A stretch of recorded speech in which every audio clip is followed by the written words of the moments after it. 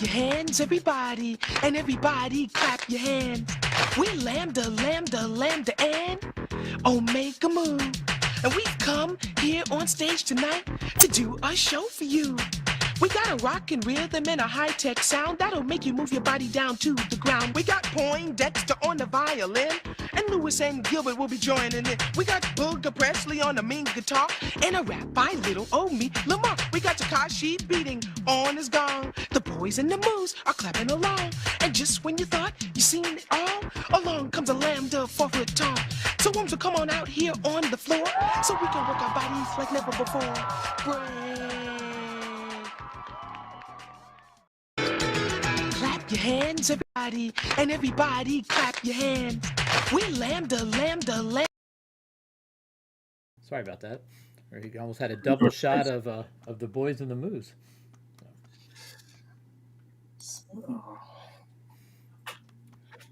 Now we're here. There's Zoe. Zoe's here. Yes, we welcome the return of Ed. Where have you been, Ed? What's been going on? Been pretty busy. So then Okay. a couple of nights I was going to be here, and then you came in late, like at 10:30, and I'm like, oh man, I got to get up early. So I just hung out in the crowd. Yeah, the show was okay. It was I hadn't sold at a show in forever, so and now I was kind of reminded why. But yeah, I mean I had a good time, but I mean it wasn't.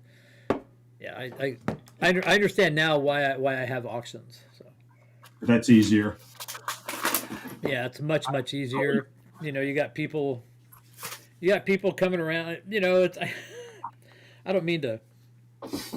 This one dude, man, he was sitting there, and I had a lot of $3-4 records, and he spent like 15 minutes like examining this $3 record, looking on Discogs, and I was like going, oh my god, it was just like it was, and then I wanted to go. This guy was like talking to a guy next to me, like going, man, this guy over here's got some cool stuff in his bin, and I wanted to go over there, but I couldn't because this guy's like over here like pulling out the record, both sides, like getting his light out, and I'm like going. I almost gave him the record, like going, dude, here's the record, just get out of here, So I did get recognized. That was the funniest part of the funniest part of the day for me. So I'm sitting there, and the guy goes, because I had a sheet of paper. I had like three boxes of records. I had like my Venmo, my PayPal address, blah blah, and then so I also my Venmo is part of my Venmo is 𝐵𝐵𝐽𝐽, and so the guy goes, "Are you that 𝐵𝐵𝐽𝐽?" And I'm going, "Yeah." He's like going, "Can I shake your hand?" It's like, "Yeah, sure, dude." So he talked to me for like half an hour, man. I was like, "Oh yeah," So nobody was buying anything, so I didn't care. So it was, but Where was the show? it was in Roseville, which is probably about 15 minutes from me. Oh, okay. But yeah, I mean, I bought some stuff, of course, but I traded some stuff.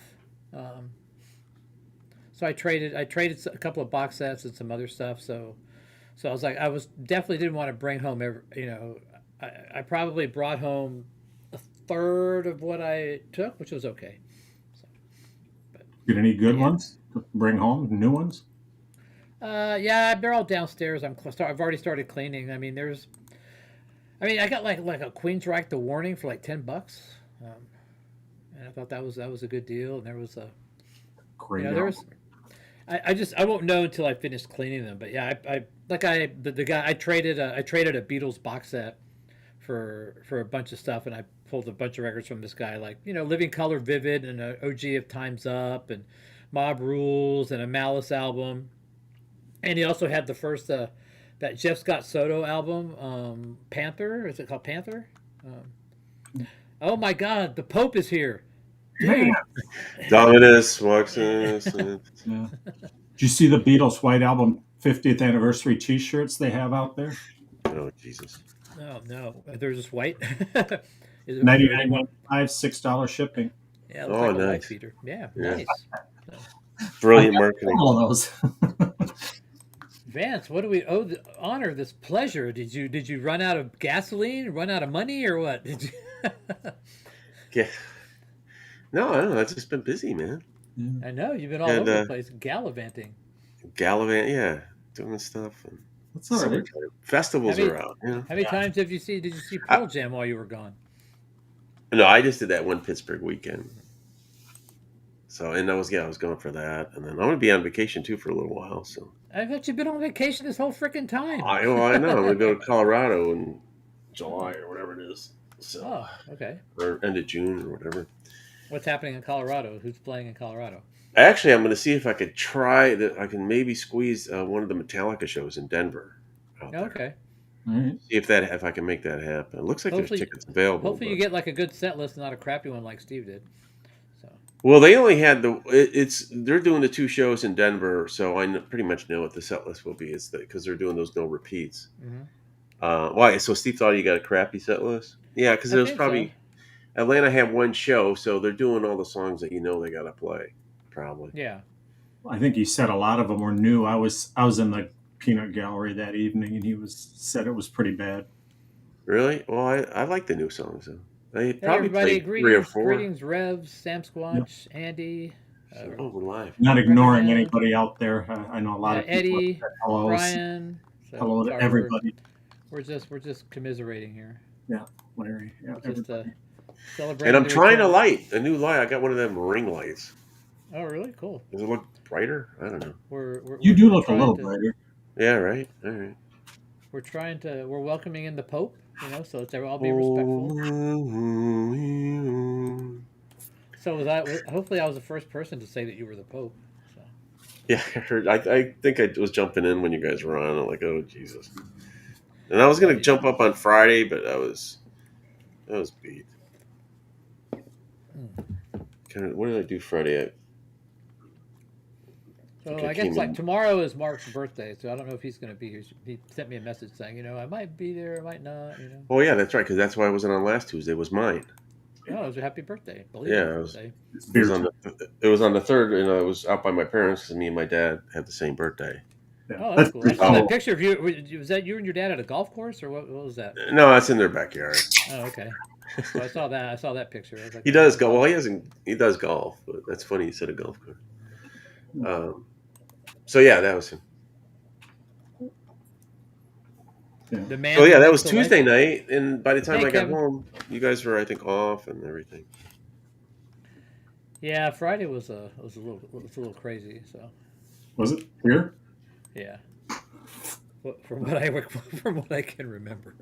What happened? So, was from what I can remember. So yeah, that'll tell you what the problem was. Problem was too much la fin du monde, and yeah. Thanks, Darren. So I know that Paul's Two Animal on Wheels came up for a while, and that was. Oh yeah, seeing what's him. he up Yeah. to? I haven't seen him in a while. I mean, it's hard for him to get up here because it's like he's in England. So, but he got up early and. Yeah, what Yeah, time for is a it? bit, Like that 4 in the was good. morning or something for him? It Five was early 5 hours for him. for me to be what 6? 8 hours for me. Yeah.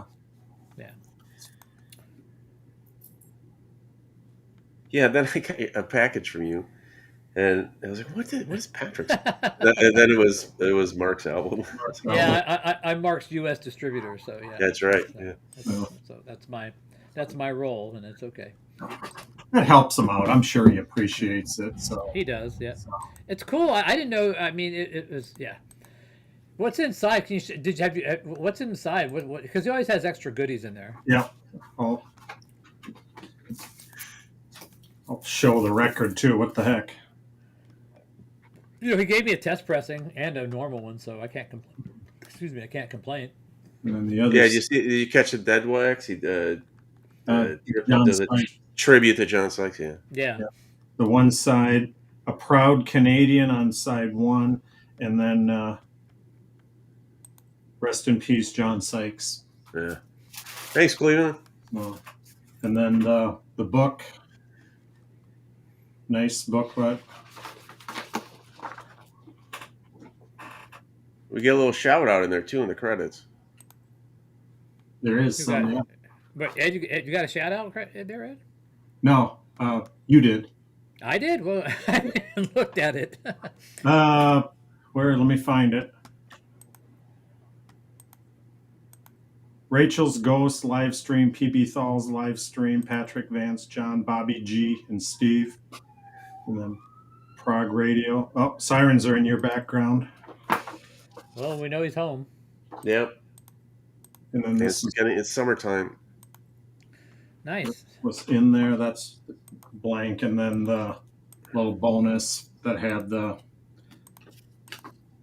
Where's the hype sticker? That's here somewhere too.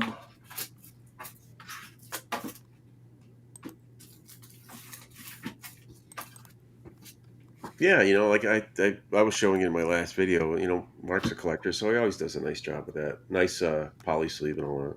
Yeah. Yeah, he does. He does. I mean, He knows what they put in there. Numbered, I think 100 copies, right, on that one? 100 copies, yeah. Mine was split out on the side, so I put it into, I buy these by 1,000 pack from Chad. Yeah, I got a bunch of those too. Yeah. I don't know. I gotta try to use them. What happened to the hype sticker? Oh, here it is. Did you sell it on the black market? I know those things are going for big bucks these days. So, yeah. Yeah, it's all about the hype. Yeah. It's thick. It's a vinyl, almost vinyl like. So. Mark definitely does it right, man. He does a good job. Yeah, I mean, there's some great solos and stuff in it. It's cool. I like his stuff. Yep, nice stuff. Good.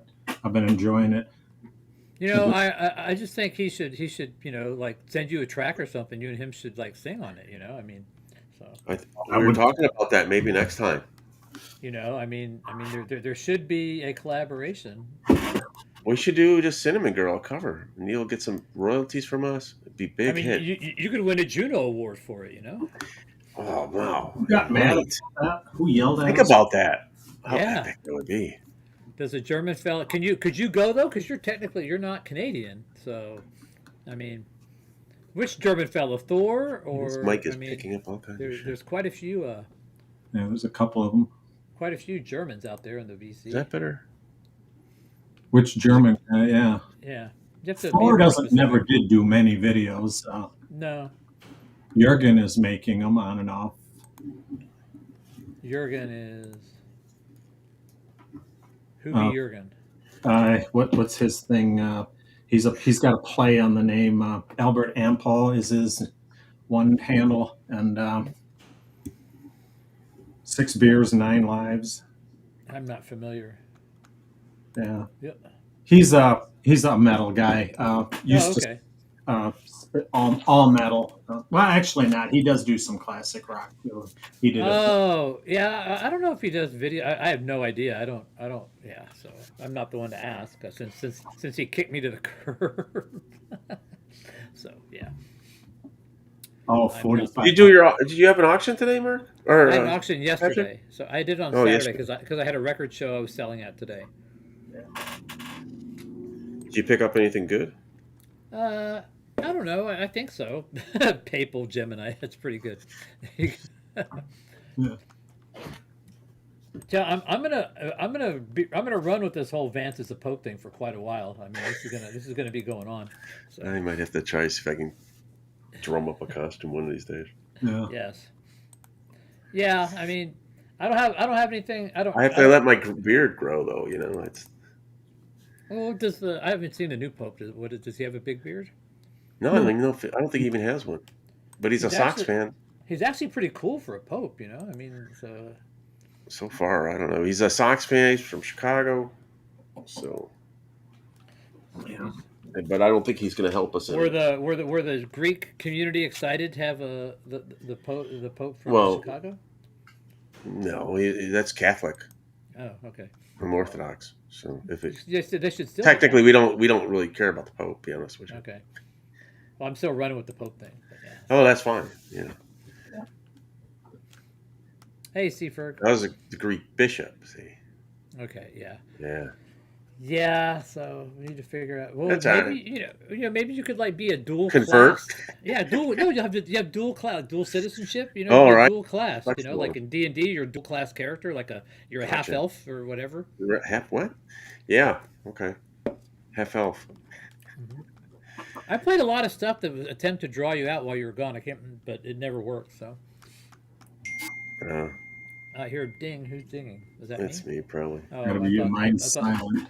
I thought somebody joined our merry band of people, but no, it's just us. It's fan. Is it morning for you, Seaferg?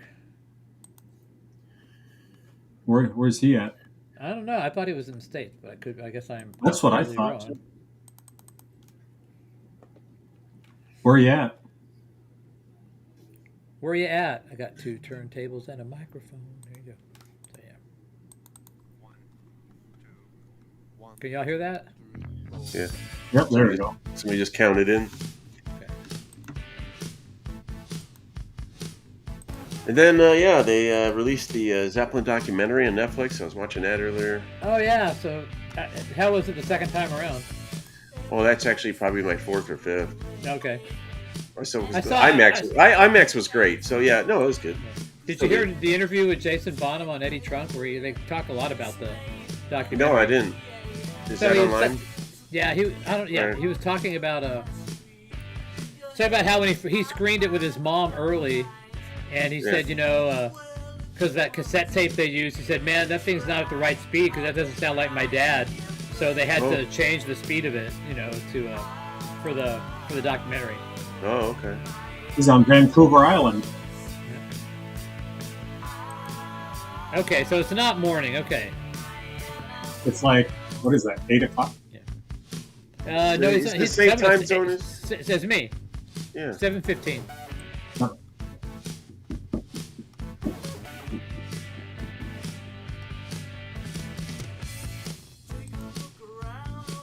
What did I find today?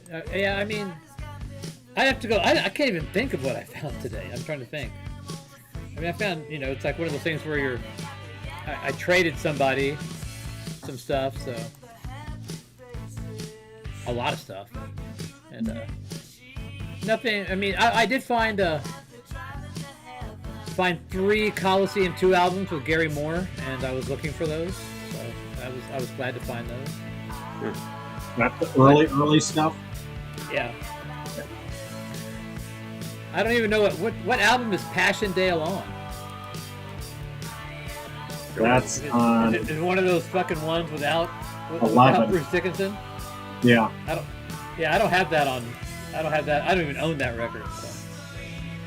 Is that X Factor or is that an early? I don't even know that song. I know the song, but I think it's it's off the 11th or 10th one, X Factor or a Virtual 11. And I have those. I have those records, but I don't really get into the Blaze years. I traded one of those purple cheesy velvet Jimi Hendrix box sets for a couple of Meat Puppets albums. So that was one trade. Like I said, what was it? Like I said, I got this. Oh, Dance of the Dead, that album. I don't. That's one of the. I don't think I have that either. I wasn't. The album cover. That was the lamest album cover they ever did. Terrible. But I did get. I didn't like it when it was on vinyl or on CD. It sounded very harsh, but the vinyl did sound a lot better, and I was able to appreciate it more then. And so, yeah, I think it's 2004 then. Yeah, so yeah, I got this band called Panther, and I bought it because Jeff Scott Soto was the singer, and I think that might have been his first gig. Was so that was part of a trade.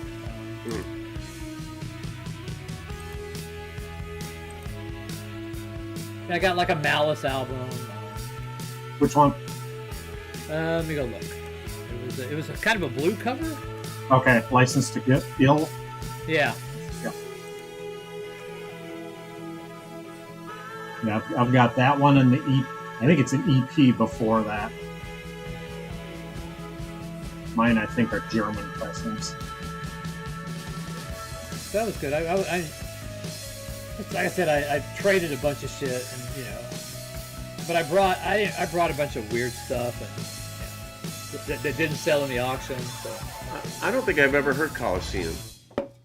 It's Coliseum 2. I mean, so there's Coliseum, and then there's Coliseum 2 with Gary Moore, and there's I think there might be John Heisman is the only common guy between the two bands. you know, but I think. Sure. COLL. Huh? How do you spell it? Who? Coliseum? Yeah. COLOSSEUM?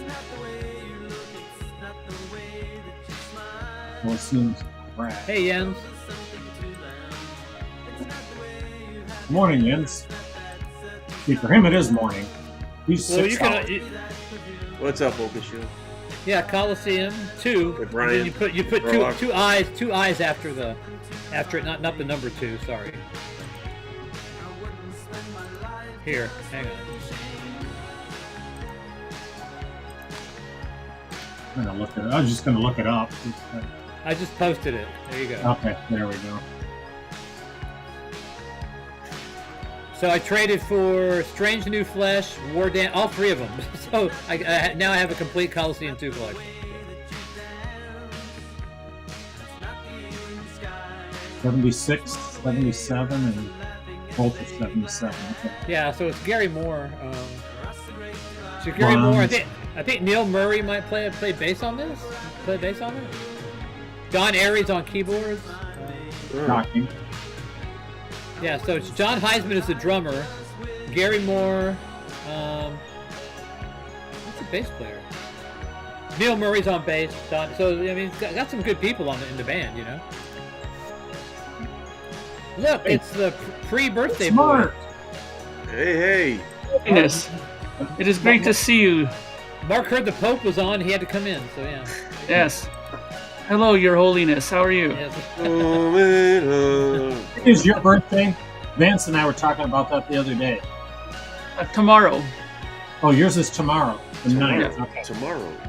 Mine's Go on. Trig boy, it's your birthday. Mine's Thursday. We're all Geminis here. Geminis, yes. Yep. Gemini power.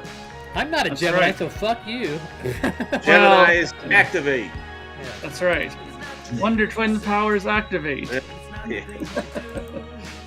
So how's everybody doing? Doing great. Doing good. Glad to finally be here. I missed a few weeks here. Yeah, I noticed.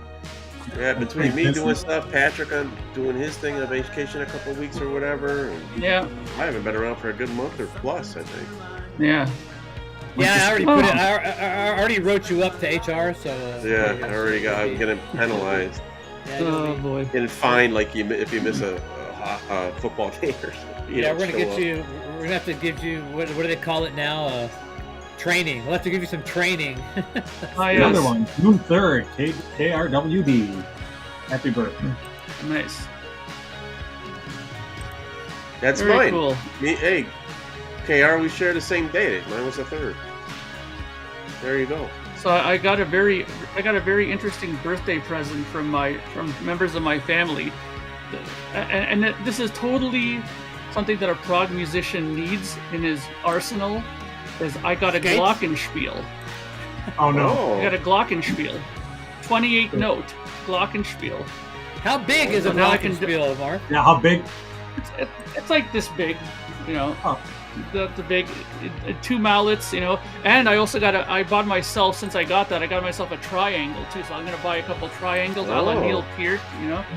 I'll be able to do the xylophone and the triangle things a la Xanadu, you know. There you go. Oh yeah. So we were discussing that we think the next album that you should send Vance a track, and there should be some harmonization, or maybe a Neil Young cover, and we'll get that Juno Award, you know, that you so richly deserve. Yeah. Well, you know what? Now that you mentioned it, I was thinking about the next record that I'm going to be doing, because I always do the cover songs. I might actually seriously do that. I'll send Vance a stereo copy of the song, right? One of the Neil Young songs. I'll get him to record his thing, and I'll just do my stuff with it. I mean, you and can I'll put it auto-tune on. yourself because you know Vance will be spot on, but you Be can the auto-tune bonus yourself. 40. It'd be the bonus 45. Exactly. I mean, I don't have to do nothing with Vance's singing. It's on the spot on every time. Yeah, so, you won't need to Oh touch no, that. but no I mean, audio yeah. tune in there, man. No. Yeah. Yeah, so that's great. Oh, Brian, you keep those in the closet. Well, you should pull it out, man. The glockenspiels are fantastic, you know. Bust them out, get some bells out there, some, you know, special bells and whistles and stuff. What you need to do is like get that guitar from that guy from Gorky Park. That Oh, yeah. That thing looked weird, man.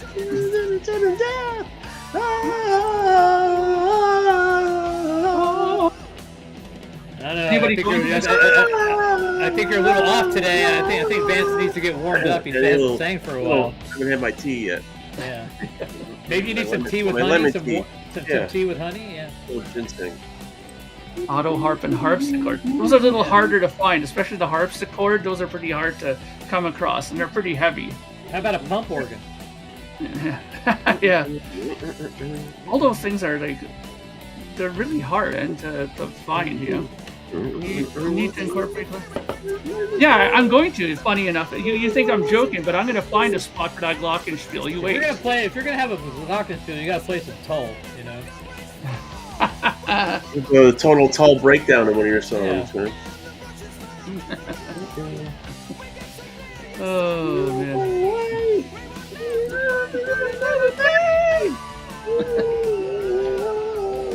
So how was the Blues Fest there, Vance? Yeah, I went yesterday. It was good. It's always a good time up there. Yeah. I went to go see John Primer, who's a local, really legend, Hall of Famer for the Blues Hall of Fame, and Well, the nominated Pope is Grammy here, guy. so, yeah. So that was good. It was getting kind of, temperature dropped about 7 degrees, and it was like kind of like a mist. I didn't stick around. I ended up going out with my cousin later, but Yeah. it's always good. That was going on today too, but it got rain too. I saw the Power Up shirt there. So you went and saw them. What did you think of AC/DC? I thought it was great. I was glad I went. You know, yeah, sure. Angus ain't jumping as high. I did a video on it. And Brian's, voice would kind of drop a little, but this is the last time, and and the song selection was cool. I kind of wish they did another 3 songs. They did 2 songs for Power Up. I kind of wish they did another one. Angus does a long solo at the end. Yeah. I don't know, they could have probably done 2 more songs with that, but then again, I guess you do want to see that too, so. I just realized that I it's saw just nitpicking, really. Albert, Overall, Albert AC/DC at that record show, fucking Dirty Deeds, yeah. and I forgot to go back. Oh. Yeah, I'd like to find those. Well, I didn't hit up the pop-up show. They had 50th anniversary ones of those Australian copies. Oh, yeah. Represses. Yeah. Well, Yeah. I watched your video. The only song that I noticed that Johnson was having a little bit of trouble with was For Those About to Rock. He wasn't going quite as high in some of those, Yeah. but it looked good otherwise, like with the cannons and all that stuff, Yeah, Hey, yeah. Bobby, That was I got there were fireworks, but I didn't catch them, so I had that overhang. Oh, I got okay. I got some 10 years after for you, Bobby. And I got a bunch of other clips. I put them up somewhere. I watched that video. It was good. Yeah. Yeah, I mean, but I had a great time. I'm glad I went. Like I said, I haven't seen him since '88, so Yeah. my girlfriend was with. She never saw him, so. Yeah. Well, thanks for showing the album too on your latest update there. Oh yeah, buddy. Anytime. Thanks, man. I appreciate that. I got an order right away from it after. So. Oh, did you? Yeah. I don't know. No, that was for me, but hey. I think it's ironic that I hadn't gotten some for a little bit, and then all of a sudden you did your video, and then boom, I got one. So. Oh, okay. Cool. But yeah, so yeah, it's I appreciate it, and I guess you would know if it's somebody that watched my video. probably I have a feeling, What's the next concert on the list? Actually, I got nothing really up until July and Robin Trower. So Oh, it'd be kind of quiet unless some festivals or something What pop kind up. of venue? What kind of venue does Robin play at? Robin's playing this place called Copernicus Center, What is it called? and that's I don't know, like a 3,000 seater, maybe. Wow, that's pretty John good. Anderson played, I'd right? have to look. pretty Yeah, good. Anderson. I saw Anderson last summer there. Yeah. I think that's what it is. I don't know. I can't even spell the damn name. But. By the way, Ed, thank you very much for making the short video that you did as well for my. Oh, yeah. Thank you very much. That was my I first appreciate attempt it. at a short, too. Yeah, First, I really appreciate it. Thank you. I think Yeah, that's Ed was showing it earlier before you jumped on too. yeah. Oh, thanks, man. I really appreciate that, Yeah, guys. I showed up the. And Patrick, thank you Yeah. for doing another stellar job in sending them out. I really appreciate it. You did get everything. You got the. I sent you the money order, right? You did. You got it. I responded to you. I even responded to you. I even sent you an actual email with words in it. So Yes. Hold the press. Hold the presses. What? Yes, I did. Yes, it was. I was very impressed with that. Yes. Yeah, that short. John. I think it's got 101 views so far. That's good. Thanks, man. I was way off. It's about a 1900 feeder. 19. Oh, okay. Hey, John. That's still But good it's a for nice- Robin Trower, man. Robin Trower's 80 years old, man. Yeah, and that's another reason why I was going to go. I seen him about 6-7 years ago. But Yeah. I've got Patrick, Jeff how's Leffler my lined volume? up next month. You can come a little louder. I had my settings off. How's Now that? you're good. Now you're fine. There you go. All right, let me know if I'm too loud. How you doing? Nah. In this crowd, no, you're fine. How you doing Brother there, John. Hey, Vance, What's up? long time no see. Ed, Yeah, long time no. no see. Cheers. Mark, cheers. Sure. But I've been busy, man, but it's Oak and Shield, lot- Andy, lot going on. Ryan, Darren, Evelyn.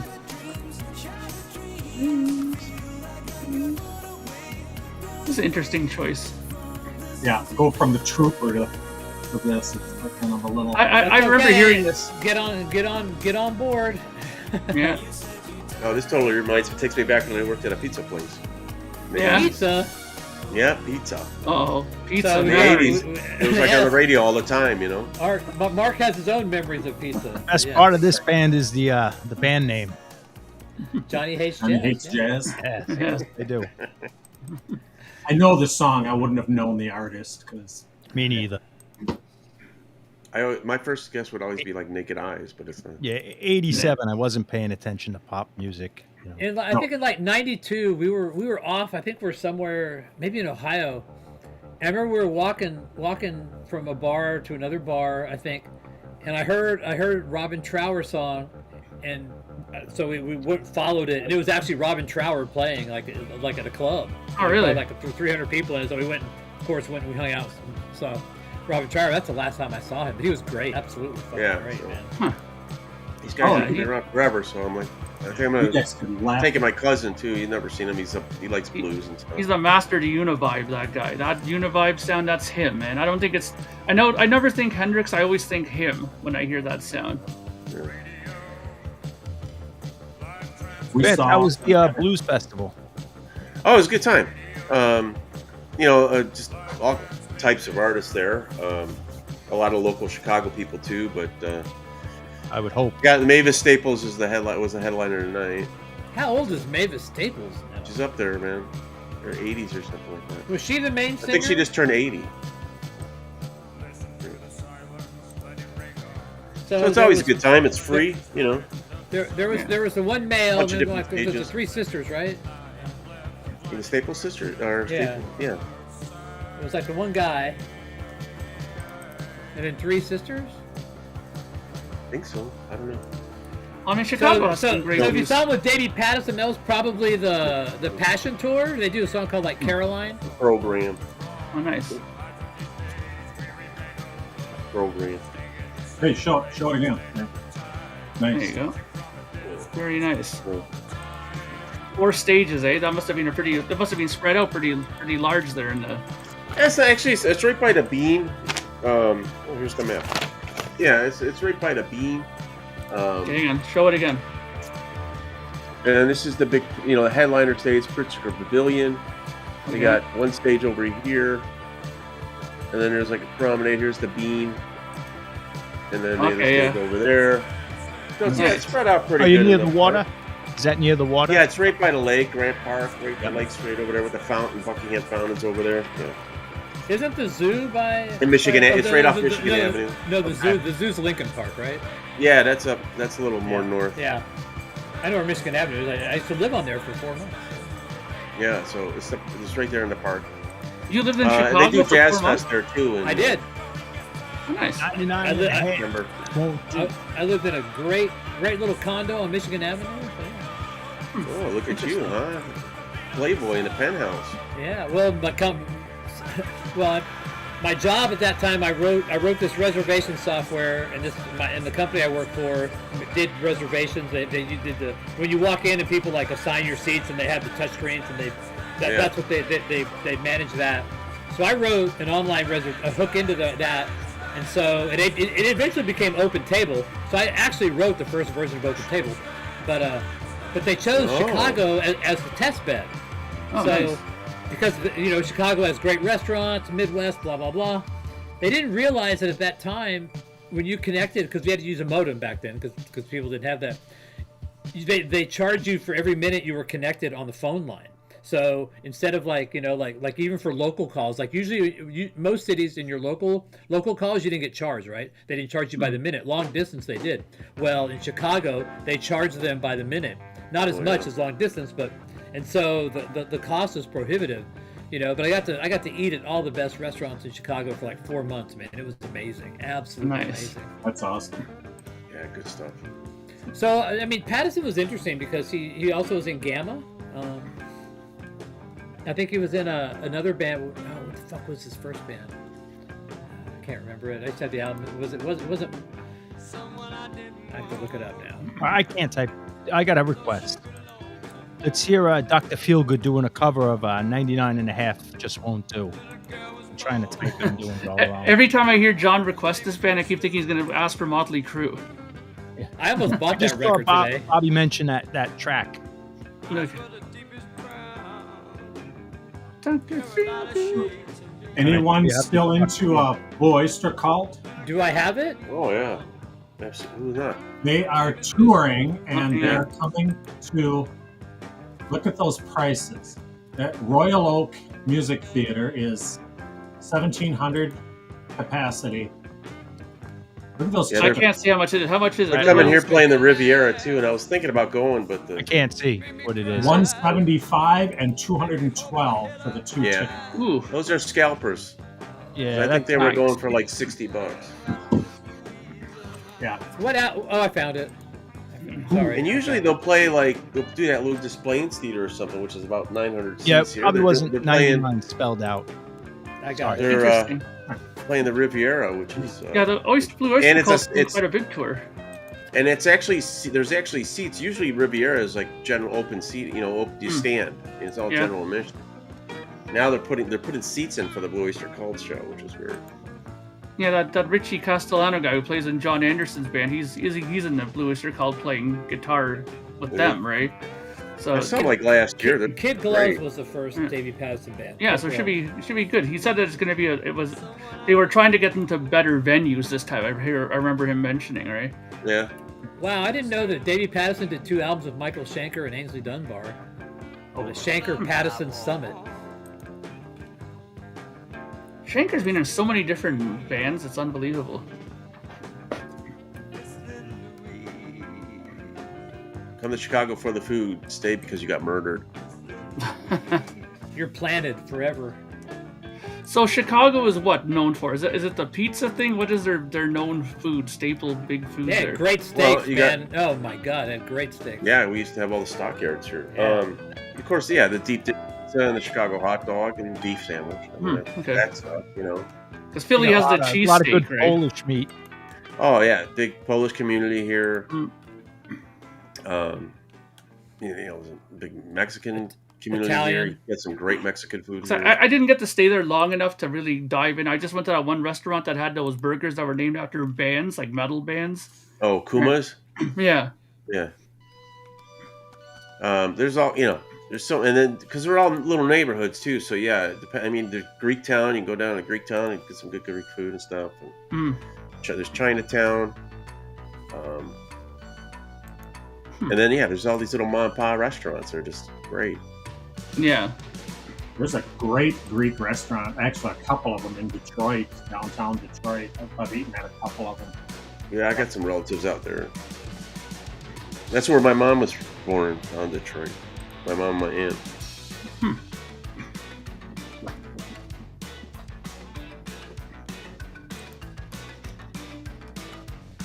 So is there like a big Greek community in Chicago too, or? Yeah, it's a good size. They kind of, a lot of them around like Lincoln Avenue, Western. Where my parents, they used to live. My grandparents and all that stuff. So Yeah. portion, area in the city mostly around the churches. I saw Blue Oyster Cult when they opened for Deep Purple a few years ago, and 𝐶𝐚𝐫𝐿 was playing bass at the time.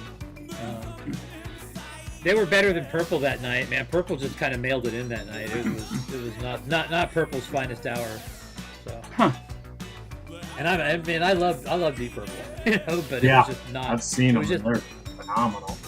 You know, so it just wasn't the best night for Ian Gillan, especially. He was just kind of, you know, Playing When was bongos. that? yeah. Have you That guys was talked? Steve Morse, right? He wasn't feeling. Yeah, it was just Steve Morse.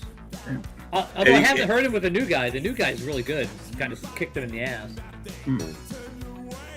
Have you guys talked about this Black Sabbath thing that's going to go on July 5th?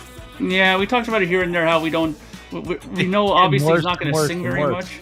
Yeah, that's what I'm learning now too. And then they're going to stream it. Yeah, I'm curious to see how it's going to happen. Yeah. I predict Ozzy will not even make it to the stage. So yeah. Yeah, that's what I'm thinking. He keeps getting Really? less and less. Well, That would originally be it was a Black Sabbath reunion, the farewell show. Yeah. No Ozzy, just Black Sabbath, and they started adding on more bands. And Ozzy says I could only do the less songs Ozzy could do. They kept adding more bands, and then they added on Ozzy. And then Ozzy saying, "Well, I'm only gonna do a couple songs with Sabbath." Now he's doing no songs with Sabbath, just a solo thing. And now he's just doing, I think, 3 solo songs, and that's it. It's gonna be none. He's got to do It's something. gonna be none. Yeah. Wow. I mean, and there was this article I read that Ozzy was quoted as saying that he thinks that he might even die on stage, which I thought was really an odd comment to say. Wow. I hate the Blackhawks. Is Sharon gonna off him while he's on stage? Is that what he's... I don't know. Well, I guess he's saying that he ain't in great shape. I mean, that would explain why he doesn't want to do anything, right? We can't. He Bill can barely- Ward's going to be there, right? He can't even walk. I don't think Bill. Well, if he was going to, yeah, I guess Bill Ward's going to be there. Yeah. Bring Tony Martin up and those guys. Ian Gillan, they'll do the, you know. Are you kidding? They wouldn't even give Dio props when they got on the Rock and Roll Hall of Fame. They're not gonna bring let those guys the up? lineup up. No way. Yeah. Well, then what are they going to do? Instrumental versions of the... No, they bring up guest singers. Do a Sabbath set with guest They're singers. gonna do like what they did with the, Cornell tribute or the And Foo Fighters or whatever. They'll do an Ozzy set with guest singers, and then Ozzy will come up and do 3 songs. I mean, the bands they have playing, it's a pretty amazing lineup. And I heard man. an They got interview with amazing lineup. Lizzie Hale, and she's supposed to do "Close My Eyes for Forever" or whatever. Now I don't know. With Ozzy? Yeah. Oh, boy. I don't know, but that's what. Well, maybe Lita Ford and Lizzie Hale can do it together. So. Yeah, that's a good idea. I need a drink. That's kind of sad, though. You know, here's a big event for him that's based around him, too, right? And he's not going to do any of it. Like, come They on. should have just let it go when they did the end It tour. wasn't And really based around him. It was the Sabbath farewell show. Well, that's what I mean. Like, because Now Ward's it's back, turned in- It's now kind of like the Ozzy goodbye, you know? Yeah. well, I mean, I still don't like you know. Brian brings up a point, or Oakenshield brought up a point. He's saying Bill probably can't sit through a whole set, maybe a song or two. I mean, why even do this if these guys can't even sit through more than 3 songs? I mean, you know. Well, I think they wanted to say farewell in their hometown. Yeah, I wonder if it's going to be like, you Not ever like see that. those the VH1, the rock honors, and how the band's just kind of sitting side watching the show? That might be what's going to happen. I don't know if the guys can even actually. Why didn't play. they say that then? You know, Maybe I mean, Tony could go up and do guitar and Geezer, but yeah, like everybody's because everybody's making it sound like they're going to be up there playing and everything, and they can hardly do anything except for. Yeah, I Tony at and first Geezer. thought I heard them saying that they're going to do about 3-4 songs, just because but then now it's been like dwindling down. This taken out, and then this. They're adding, like you said, they're adding all these players. So we'll see. I might do that Mike. for you if Hey, I Mike. find it. Yeah, hopefully they just, maybe just do 3-4 songs at the end. Do all the guest things, the tribute stuff. But they've got to do. Well, Ozzy did that when he did that No More Tours tour. At the end, he did that last set in California when it was just the original guys. That's why Dio quit. He said, "Fuck you! I'm not going to open for Ozzy." So, Yeah. and then he did that set at the end with those guys, right? Yeah. So we did 4 songs and did the usual suspects. Iron Man, Paranoid, Children of the Grave, and War Pig, and that's it. yeah, and that's it. Did I read he was going to, for this show, they was going to have some throne built that he'll sit to stand on. 'cause he Yeah, can't 'cause he can't walk. You can give him a Yeah. chair, which is fine, I guess. Yeah. If he sang and just sat, I wouldn't care. Especially like it would work for like the song Black Sabbath. Certain songs you could sit in the throne and sing them. Yeah. Yeah, I wouldn't mind that. Yeah. Oh, Patrick, I saw. Maybe Sorry, he'll go just do nothing. He'll come out at like the last minute and throw a bucket of water in the crowd. They'll do a hologram. Oh, Patrick, I saw you got the Killer Dwarves Stand Tall. Did you burn that yet, or put it in the system yet? I haven't recorded. I haven't processed it yet. Oh, so okay. It is recorded. All right. So here's what I was just cleaning. So here's 9 of the records I got today. This one was funny because the guy behind me, he's like going, hey, what is this? Is it hair metal? He goes, yeah, it's hair metal. It wasn't hair metal, but it's Beat Temptation. I guess they're kind of a punk band. It's a Private Press from '85. Okay. I got that. Got a cheap copy of Katie Lied, $3 for a Columbia Santa Maria. Nice. $10 for a beautiful pressing of _Queensryche The Warning. So, that's nice. Nice Van Halen 1 Los Angeles press. Mm-hmm. Really nice AC/DC. This is like cheap, super cheap. RL? This is part of the trade I did with the guy for the Beatles set. So this is an OG Lou Reed Transformer. Nice. It was an OG Living Color Vivid. Same part of the great. trade. Same trade. Yellow color. I don't know. It's in the. No, Time's Up was the yellow vinyl, I think. Oh. This is that Panther album. Yeah, that was on my list for years. Yeah. So this has Jeff Scott Soto. I guess this is his first band. Oh, nice. Yeah. So yeah. So that was part of the trade too. I was like, oh yeah, I'll take this. And last one that I'm cleaning is the Malice one. Oh, okay. So nice. So those are ones that are being cleaned right now. Very nice. Hey, Ed, when you messaged me about that Convict record, did you actually get that record, or what was the deal with that? I didn't end up grabbing it. I saw it and I wondered what it was all about. But that's metal's exploitation record. That's Gord's other record where they told him, can you just sing on this? And two of those songs got put onto the Metal Inquisition record and on the US one because they wouldn't press it when they had Sex with Satan and Alien Rape on it, so they used one of the Convict songs on in replacement of it, right? So sometimes when you see that record in the wild, you'll see there's a different track listing of songs on it. Yeah, I saw it and I wondered, if it's still there next time, I might still grab it. It's worth having just for a collector thing. It's not like it's not the greatest thing. It's not nowhere near as good as Metal Inquisition, but it's still cool, I like it. Right? I have all those fake bands. I love it. Yeah. The Inquisition. I'm still trying to find a good copy of Metal Inquisition. This guy sounds like Mr. Big on this song. Yeah, a little bit. This guy seems like Eric Martin a lot. Yeah, Eric Martin. Did I send you those Pile Driver records, Patrick? No. Oh, I didn't. All right. I have a pile, but I wasn't going to send it. I figure you have so many records when you went to New Zealand. So this was my attempt to. Every Sunday I would try to lure Vance in. This was my attempt today to lure Vance in. So this was. Little Coverdale page. Yeah. This needs a vinyl issue. So I will say one thing that was interesting. There was one, the Japan one. I couldn't get one. Oh, Gone before. I got it. One thing about the show today that was interesting was there was probably 60-40 men to women, so almost 50-50.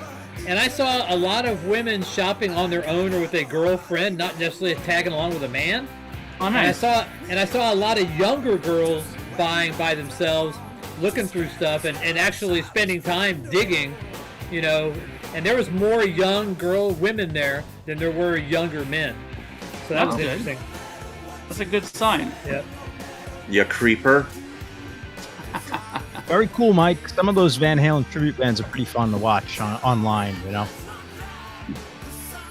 So you're never gonna see the real things. That's pretty much all you got left at this point. Yeah. Exactly. Yeah, so you got that firm 7-inch single I saw on that video of yours Yeah. there. Yeah, How just many, right how on many, there. how many firm ones are there that you have to grab? Like, are you trying to grab all of them, or? No, I mean, I just came across it. I mean, eventually I'll try to. I don't know how many are out there. I mean, Hey, different Darren, countries and Darren, stuff, are you interested in a Dr. Demento? I just saw it. In a It was Dr. like- Demento box set? I just Yeah. meant like Dr. how many Demento. singles did they have? Not how many countries, but like how many singles. Oh, off the singles? records did they- Yeah. Oh, that for the first album it was Radioactive and Satisfaction Guaranteed, and then on the second album it was All the King's King's Men. Horses, all the King's Horses, and then what was it, Fortune Hunter, and I don't know if Live in Peace was put on a single. Okay. Actually, I think All the King's Horses was the only single on that. If I forget, album. remind me. Interesting. Yeah, I'd have to double check. That's the only one I have. I haven't seen him any other singles for the second album other than All the King's Horses.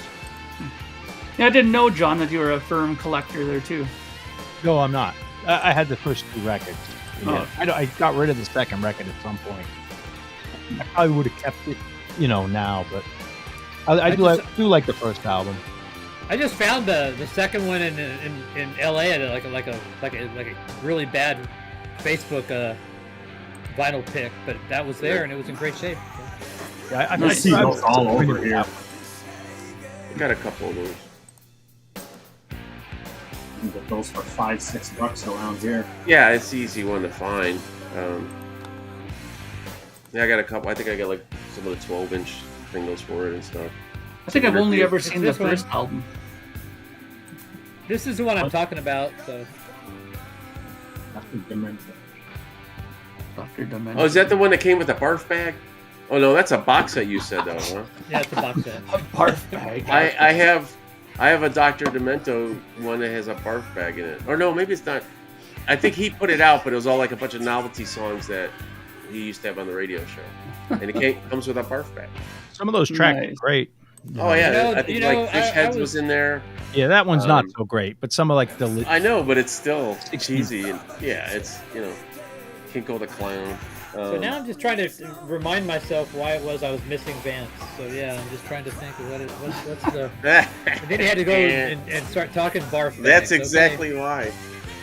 That's right. You're digging deep into the rarities. Okay. Yeah. Well, it does. I can go get it. It has a barf bag in it. Oh, It even says on Discogs. Comes with a Oh, hey, Alice Cooper puts the panties on his, and then this guy puts the Yeah, barf I don't- bag, right? I don't have the panties. Those are hard to find. Yeah.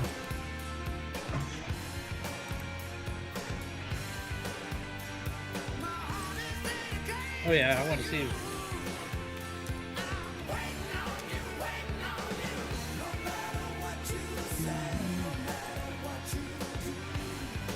Yeah, I remember this album, man. There was a lot of articles in the guitar magazines about Jimmy Page's guitar rig. They were showing all his setup and all the pedals and the amps that he used and everything. It was a big deal when this album came out. pretty Yeah. sugar-coated production on this. Oh yeah, it's like Van Halen 1987. I mean Whitesnake 1987 production. So it's got Yeah, I know. I'm just saying, like the guitars It's got stuff that they were all gloss, interested in. gloss. It's total 93, Yeah, 89 to 93 era, 88. Do, do, do, do, do.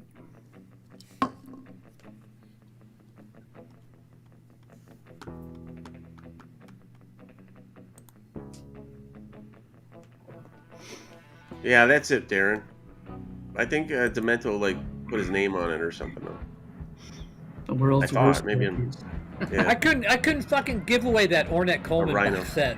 I literally could not give it away. It's like nobody wanted that son of a bitch. Why is it? Because it's that bad or common or? It's like fucking So free noise, jazz, man. noise. Oh, Yeah. Oh, okay. I listened to that Coleman in high school. Someone gave me a cassette, with 2 albums on it. Oh my god! I tried. I really tried. Traumatized John There's no to this melody day. whatsoever. There's no melody whatsoever. In I that. might even have an None. LP by him. Oh, When one. There's one that was okay because it had a Jackie. Yeah, you might be right on that, Darren. Like. I'd have to go pull it out. How's it going, Dagon? What's happening in your neck of the woods there in Canada? I think you're in Canada.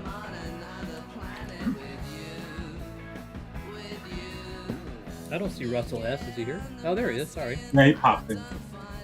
Didn't see you there. Hey, Dagon. Breakfast, whoever else. The Breakfast King of Loyola had a field day yesterday. So, it's that Blue Note box set. It's got like, I don't know. I think it's got like 5 or 6 albums. I think I had it priced down to $50 and nobody would take it. Still didn't go. No. Got to be worth that. Yeah, I'm like going, man. Well, maybe people are too painfully aware of it, you know. Well, but even I had the Beatles stereo box set, and like 80% of them haven't even opened; they're still sealed. And I had it for like $300. You could buy it for $300 and turn around and flip it immediately for like $400 or $500. You know, it's like it's an instant. That's like an easy flip. It's like okay, Yeah. I would have been like, yeah. They were pristine. I'm like going, wow. I mean, I don't know. Who am I to say? Yeah. Like I said, I talked to a guy who had a box of expensive records, and people were not buying like high dollar stuff, man. Yeah, I think people are getting a little burnt out on the, buying $200 records and $100 records. I think they're starting to clue in that some of these records really aren't worth that much if you really break it down, you know. I mean, I almost bought a $75 Dr. Feelgood album. I would have been okay with it. But... Hey, Chauncey. Somebody grab it out from under you?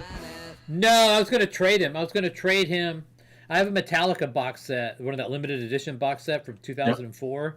Yep. I was going to trade him that for the Dr. Feelgood, Merciful Fate, Melissa and OG, Kiss, what is it, Thrashes, Trashes, and... Smashes, Thrashes, Smashes, that one, and one more. I was going to get one more high dollar record, and we talked back and forth, and he's like going, he's like, I don't know if I really want more records by Metallica, because he doesn't like them after the third album. And so he said, no, hold on to it, man, we'll keep in touch. I said, all right, man, no big deal, but I was that close to pulling the trigger. Nice. Yeah, I don't have a good copy of Melissa at all. That's a hard one to find.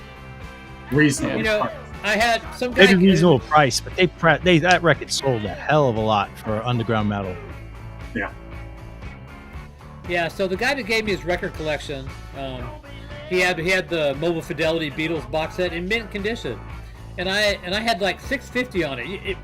The median price is like $1,000, right? Yeah. And I was trying to get rid of it because A, it sits in a closet and I'll never play it, and B, I didn't cost me anything. So it was given to me. So I said, hey, I just want to pass it on and move on from it. Nobody was even budging on it. Everybody would come by and say, boy, you got some really good stuff. I'm going, well, then buy it. But yeah. So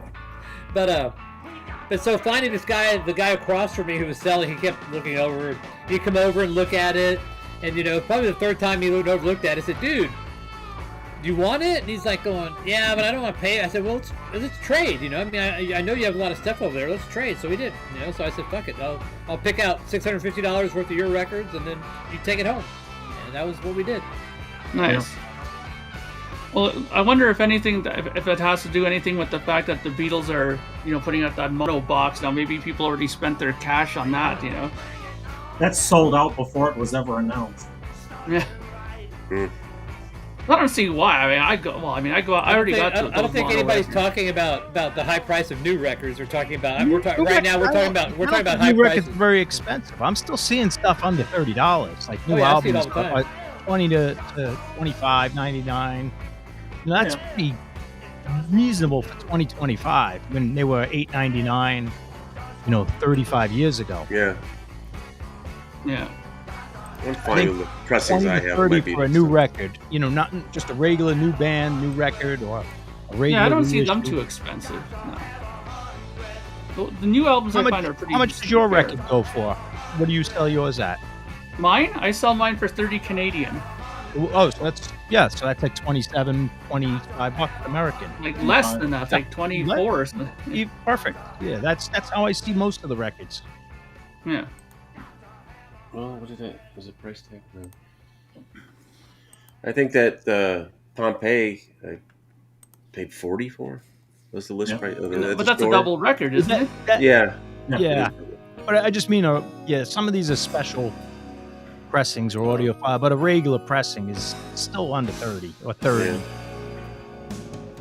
The blue box is still the best value out there if you can find one clean. I found one at the antique fair a month ago.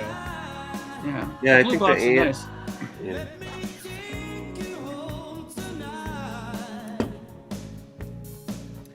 You know, I love this album, but he's no James DeWar. So yeah.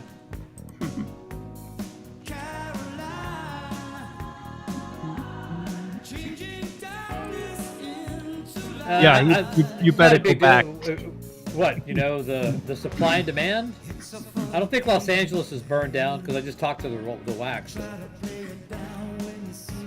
Yeah, it's funny because on the news here, they were showing all this footage of, you know, these riots and police coming out with tear gas and stuff. They make us look like it's so terrible, but then Rob said this morning that he hadn't seen anything where he was. You know, He's in Santa Monica. It's very isolated, I think. So. Yeah, oh yeah, so I think he's a It's ways gonna be away an from entire it. city. It's just gonna be neighborhoods. Los Angeles is huge, man. I mean, just the area, the Well, yeah, I know. I mean, there are lots of it's like, yeah.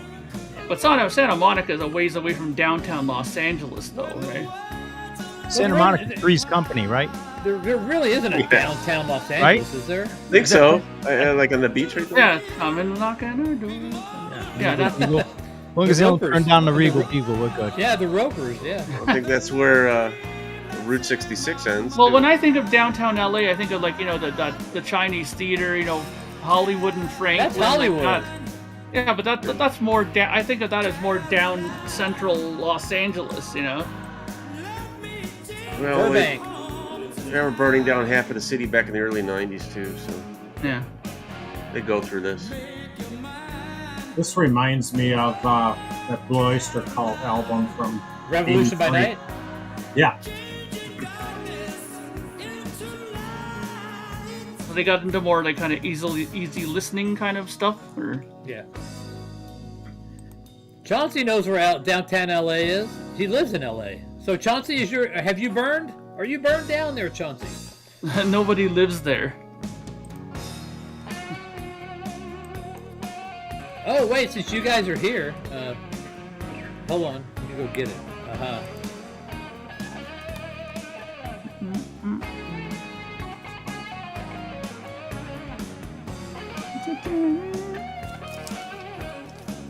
Hey, how much was the shirt, Vance, at the concert?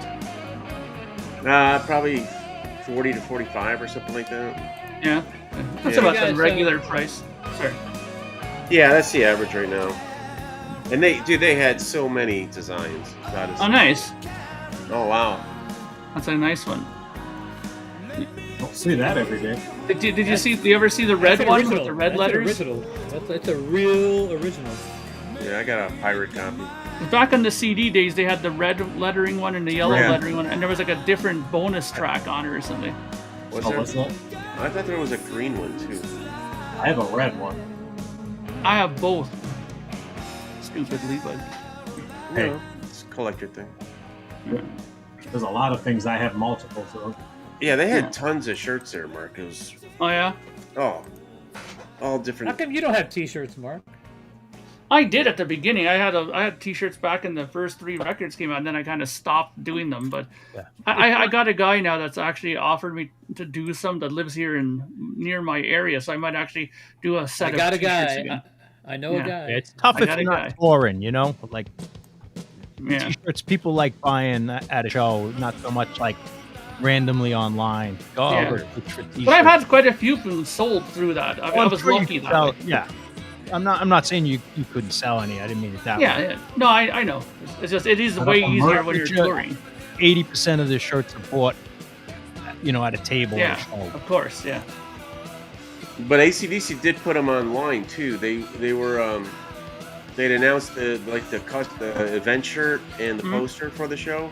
Yeah. And they put it online, and I was like, I passed on both. They just didn't appeal to me, but that was kind of, it took the stress out of trying to get it. You could just order it all online instead of standing in line, Yeah, yeah. Did you get the poster for the show? No, I didn't. I wasn't impressed with it. Oh, okay. Yeah, it didn't give me that wow factor, and I got so many. Yeah. I knew it'd sit in a tube because I got other ones I'd framed before that. So you said that you think that this is the last tour. You think they'll make another record though, or what? Oh, maybe on the record side. I don't know, but they might come back through Chicago. Probably play the United Center, depending on how long they stretch this out. Yeah. I could see them coming back playing the United Center maybe in the fall or the winter, but yeah, I don't know. We'll see, because I think they're going back to Europe.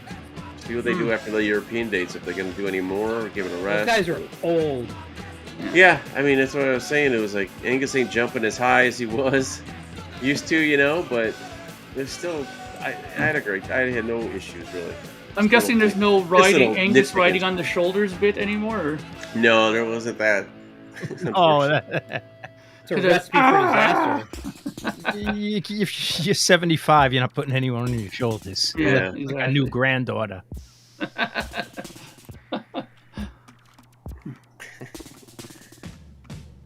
And I'm guessing that the mooning bit is gone too, right? Yeah, I didn't remember that. No wrinkly old ass. No, nobody wants to see that either. So yeah. Yeah, and him spitting on the floor and stuff. I don't remember him spitting on the floor. Yeah. You know how you do that little like. Yeah. I remember the shirt was on the whole time with the tie. Years ago, we were talking. They should make a video and just segue that whole like running and then the spinning on the floor, like all the videos from all the shows, and just keep it going, like 6 hours of Angus spinning. Just do it. Like you can see him age within each of them. I'm going back and forth on the stage, and then just doing keep the it going. Yeah. You probably could have like 40. Oh God, how many hours? You could probably have 100 hours of that. Oh yeah. Yeah, it was definitely an entertaining show back in the day. Oh yeah, I mean, and like I said, I'm so glad. I'm glad I went. And yeah, of course, yeah. For where they are in their career, I thought they sounded great. So. Who's drumming for them now? I forgot the dude's name and what band he came from. I don't have Los Angeles. Not Simon by Bad Religion. No. It wasn't Chris Slade? No. Chris Slade. No, they got a new drummer, some unknown guy. Oh, okay. And no, I think he was or he did drum with people or something, but yeah. Yeah, he's not the bass player, I guess, was in Jane's Addiction at some point. Also, it's not even Cliff anymore. It's Chris Angus, the only original member, huh? Well, original, yeah. Don't And then do it unless Brian, obviously, and then.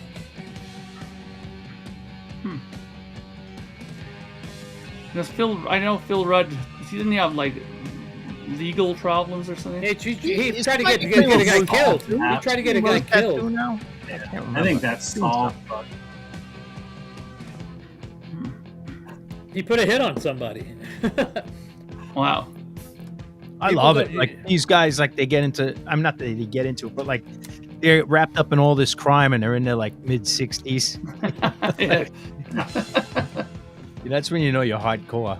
Yeah, exactly. Like I never heard a bad thing about Phil Rudd until he like hit 66 or something, and he starts coming in the news. The current drummer is Matt Laug. I mean, all of them were on the album. They cut the album in 2020, and there's even some Malcolm riffs that they still had or they used, but they didn't make the tour. I don't know if who played. I have to go look back who played that Power Trip tour show. So so you're saying the Power Up album, it was still the original guy, Cliff Williams and Phil Rudd and those guys? Yeah. Yeah, I never looked at that. I didn't remember. Steve Young's on it, but then I remember saying that they did have some tracks that Malcolm had stuff that he put down on them. I remember hearing that. No, but I think I filed that. I don't even know what I do with it. Are you seeing all these LA requests, Patrick? Yeah, we're not gonna do a bunch of. This is an LA night, people. So. All right, I'm just pointing them out. Buzz Cox Fast Cars is nice, but X Los Angeles, that's nice short. Well, I've got X and I got, but I don't have the other whatever. Play Sick Los Again. Angeles Nice Burning, so. All the Percentage. LA queens. I guess he can travel because he said he planned to tour Europe to promote his album 𝐁𝐫𝐬𝐬. That was like 10 years ago. So I don't know. LA Connection.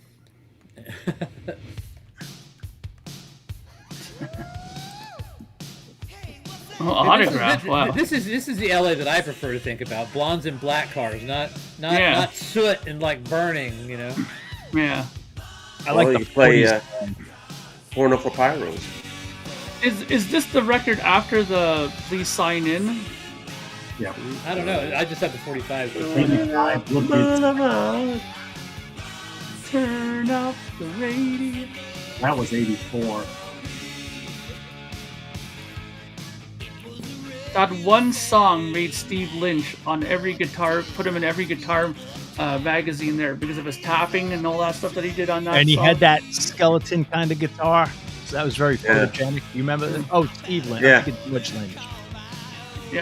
That's George Lynch. Steve Lynch is Yeah. I do remember that guitar though. Yeah. My bad. They're coming. Dawkins coming through. They're billing it as the final tour. Oh, God. Yeah. Dawkins. I don't know if I'll. do Which that. Dawkins is it? There's like Yeah, two running. who's you know? in it? Is it Red Beach or who's it? No, because Lynch Mob's opening, so I guess George showing some later with Dawn. He only does like 3 or 4 songs though, at least Yeah. what I understand. I don't think it's out in St. Charles. I don't think I'm going to make that. But I might hit up the Jeff Tate show. Great record, Mike. Great record. So what was your copy of Long Live Rock and Roll before the OG? Probably like an 80s pressing, I'm guessing. Like a A non-gatefold, I think. non-gatefold, when they repressed them. The gatefold is cool. Yeah, I don't have the gatefold. I think I have Hey, just checker.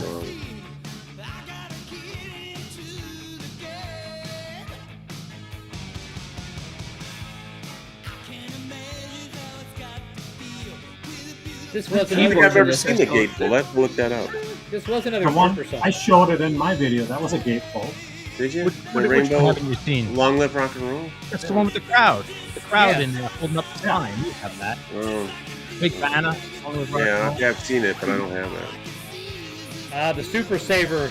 Ah, there you go. The ever popular Super Saver.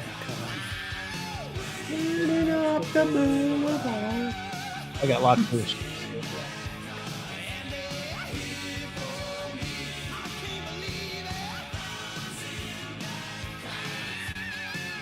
It wasn't It's Alive that made you the banner guy.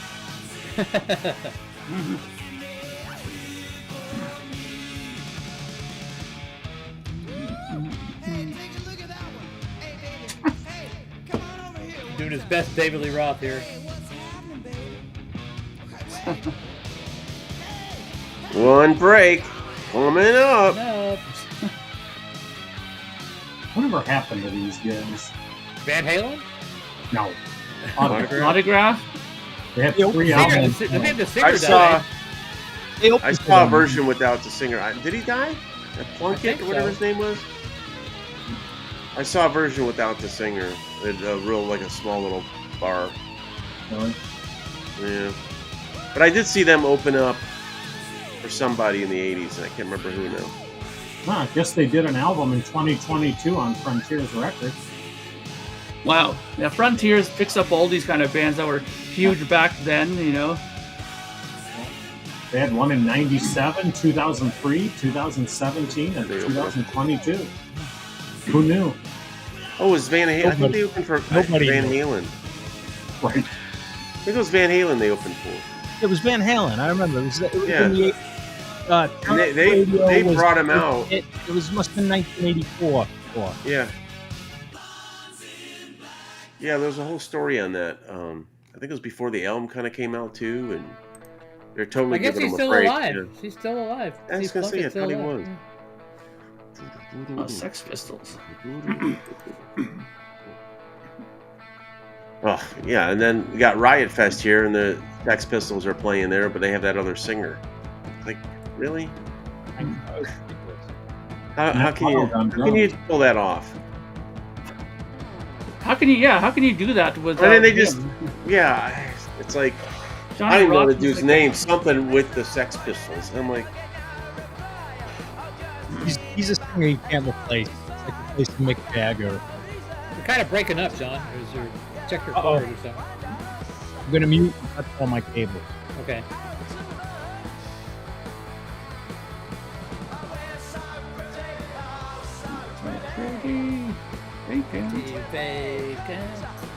it's so pretty, oh, so pretty. Maybe you and Mark could do a redo of like a Sex Pistols song. So yeah. Yeah. With the Glockenspiel. Wow. There Yes, you go. Glockenspiel solo. Johnny would like that. Can you show? Where is the Glockenspiel handy right now? Can we see the Glockenspiel? Or is I it- can go grab it. Give me a minute. Now. Yeah, Am I okay great. now? Yeah, you're fine. Yeah, you sound good now. I don't know. Oh, so pretty. Ooh, I'm excited. We might Hey, get we might get some Glockenspiel. So Glockenspiel. yeah. You cunt. So pretty. Oh, so pretty. I weirdo. Well, Cleveland, you're in Cleveland, so you're not burning, so nobody cares. So yeah, you're not in LA. We're literally the hotbed of activity. So there you go.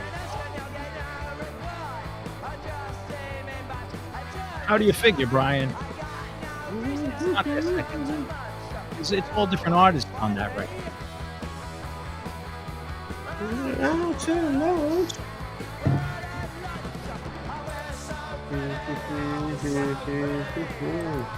Although I do file it under the section. It's not on the sound. I don't know. Maybe I never got that one. I don't mean, have it either. The Rock and Roll Splendor. Aaron, there's all different. Well, it's kind of a, isn't it a What is to the this? film or whatever? Oh, okay. With the soundtrack? That's a good idea. Keep Because your kids eyes closed. did it my way's on there, right? Yeah, that doesn't sound right. It is. Couple a song at least. You might do something else on there. Yeah. The song something else. I can't remember. In years. Oh yeah, I have that Eddie Cochran, Sid Vicious thing. Yeah, they did that. Okay. All right. So it comes in like this case, right? Oh. Right. You Each gotta a big open. one. Gotta Make him open big. it. To zoom in on Mark.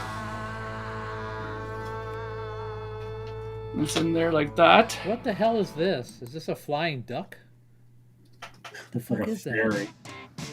Oh no, thought it was a but zoom in flying on duck. Mark. Where is Mark? There he is. There you go. There's the Glockenspiel, right? Glockenspiel. So how is that different than like vibes?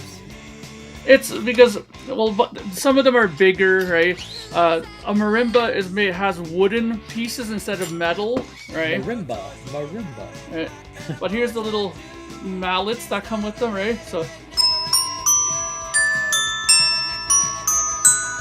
right?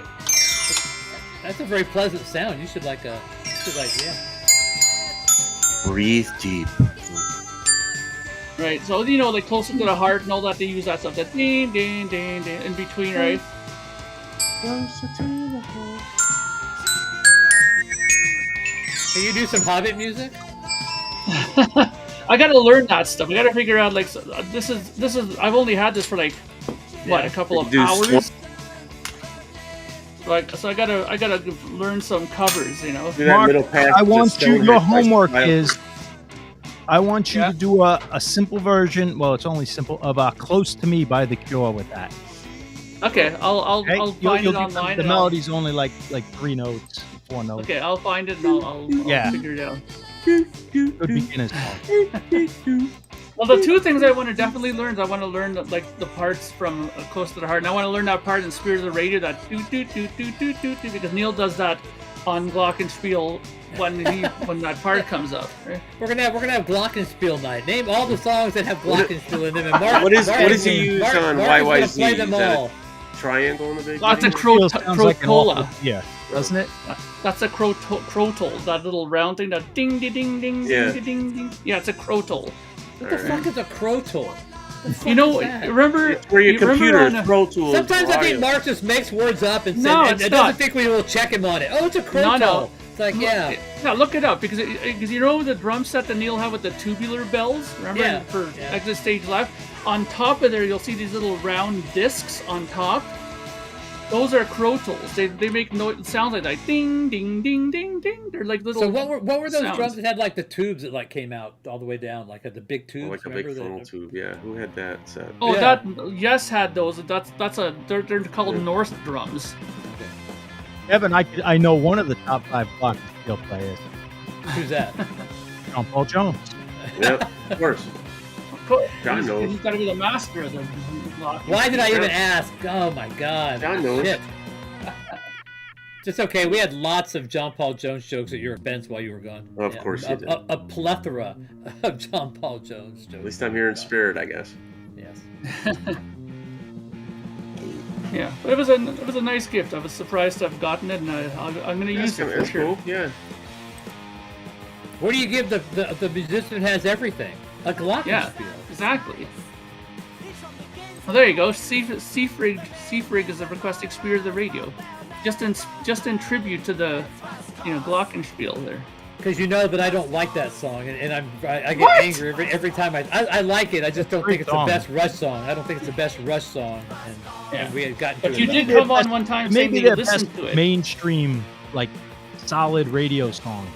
Maybe you could argue Tom Sawyer, but I'm sorry. Yeah. Yeah. Spirit of Radio is I'm pretty still upset good about our FM top rock. our top Those 5 are Rush length of radio, Rush songs, and 3 that minute one won. kinda. So yeah, I'm upset with that. Yeah. It's got the Well, I was on a catchy pod- intro, it's got the hook, it's got everything. I was on a podcast where we had to rank the best opening track that on a Rush album. So every Rush studio album and every Rush opener, and then rank them, which is the best opening Rush track, right? Number 1 was Tom Sawyer. That got voted as number 1, and Spirit of the Radio was number 2 actually. Tom Sawyer's even worse than Spirit of the Radio. So. Yeah, Greg, Working Man's my favorite Rush song, but I'm just saying, like, I'm not a Rush fan, but Spirit of the Radio, I'll give them that. The great, like, pop, Yeah, not pop, but like FM A rock. rock track, yeah. Yeah, yeah. you got yeah. it. What it is. Everybody knows. It's been in on. movies now. It's been all everywhere. That stuff now. Yeah. Even in commercials here now. There's a grocery store commercial here that they had here in Toronto, and they play Spirit of the Radio on it. Yeah, but that's It was Canada. unbelievable. Yeah. Canada's gonna be all Rush. Your doorbells are Rush. Hey, Mark, have you seen any of the footage of Triumph playing before the Oilers game? Yeah, I saw a little bit of it. Yeah. And haven't it's seen it. interesting because Phil X played with them, and a couple of the other Yeah. guys from Slash's band there. Oh, Okay. nice. No, it's Brent Fitz and Todd Kearns. Yeah, Right. he played with Slash in those days. The usual suspects. So. I haven't seen any footage yet, so I don't know if it's out there. If you They saw only it. so far I've seen like a minute from the CBC television and a couple of Yeah. little things in there, and I saw them practicing in their trailer in the back. Yeah, Levine didn't make nobody snagged it and put it up on YouTube yet? not yet, but it'll go up. Mike Levine didn't play, the bass guy. Oh, really? He had a medical procedure that he had to go to that he couldn't Oh, couldn't not attend. technically all 3 weren't there. No. But it was pretty good. I wonder if it'll. I don't know. They should Wouldn't do piss something. me off, Darren. Edit that down to 2.5 minutes. I'm fine. This is an underrated album. I thought Yes, album this was is really very good. good. Yeah. It came out too early. Yeah. Like if it came out in '99 or when heavy metal started having a resurgence, it just disappeared.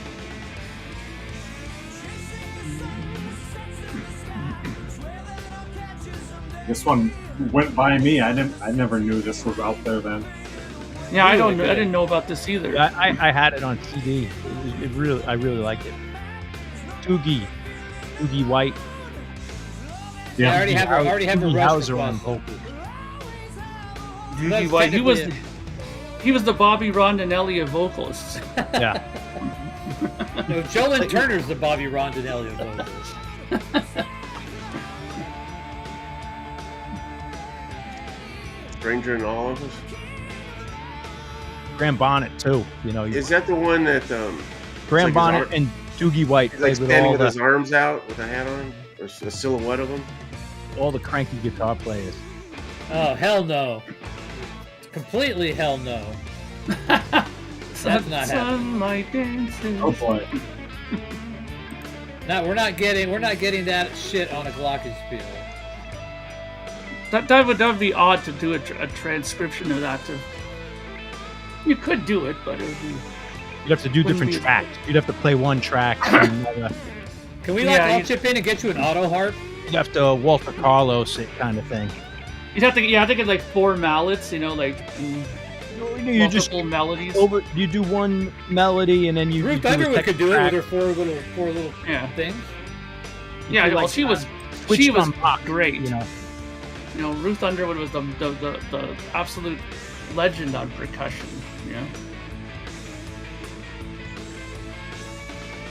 Yeah, I'm hoping I don't go crazy with it, and start buying like timbales next and wood blocks and all kinds of other stuff, And you get you a pan flute like Zemfir. Yeah. Well, you could go the opposite way. You could mic it up and go through a bunch of pedals through a Marshall head. Whoa. Oh, there's an idea. That's a good idea, actually. Let's talk about the pedals for a glockenspiel. Yeah, well, that's what I'm saying. You get a nice chorus pedal and digital delay, and you put that in the glockenspiel. It could sound actually really cool. Little tube screamer on there. Yeah. Just a little overdrive. Yeah, that'd be cool.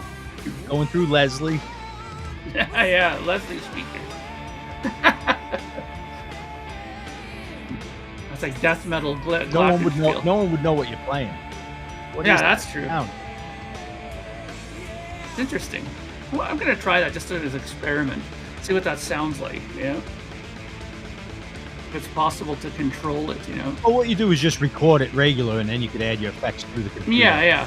You don't really have to mic it up. That's true, but it would sound nice to just to mic it first, put it in there and then and then affect it all afterward, right? Yeah. You could play around, and if you like something, then you do it analog. Yeah. Oh, here we go. Should have been gone for a while longer. Speaking of pedals, that's the flanger. Is it flanger or phaser? The flanger that he used for this. Yeah. There was a great video where they showed the recreation of Alex Lifeson's pedal board from 1981, and it has like this old flanger on there. It's really cool. This MoFi is pretty good as MoFis go. So yeah. Yeah, I've looked for this one. I can never find it. I want the recreation video where he got in a fight with Stewart. I'd like to see that. Remember that? Yeah, he got into some big scrap. Him and his son, wasn't it? Oh, that was with the cops at the hotel, right? I thought that was at a club. Yeah, it was somewhere. It was in like a lounge in a hotel. It could have been a club. Yeah. I'd like to see a reenactment of that too. That didn't make any sense. The funny thing, Alex wasn't too much into the boss pedals. His chorus pedal was a loft chorus pedal that he was using, and a bunch of other odd stuff. Oh yes, but here comes the glockenspiel part coming up. Right here, when it comes in, you'll hear it.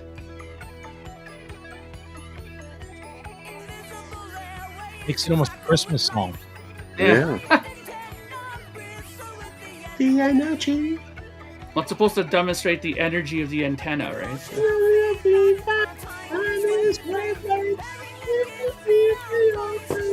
Listen to that vocalizing, man. Look at that. This show has been strangely lacking that vocal power,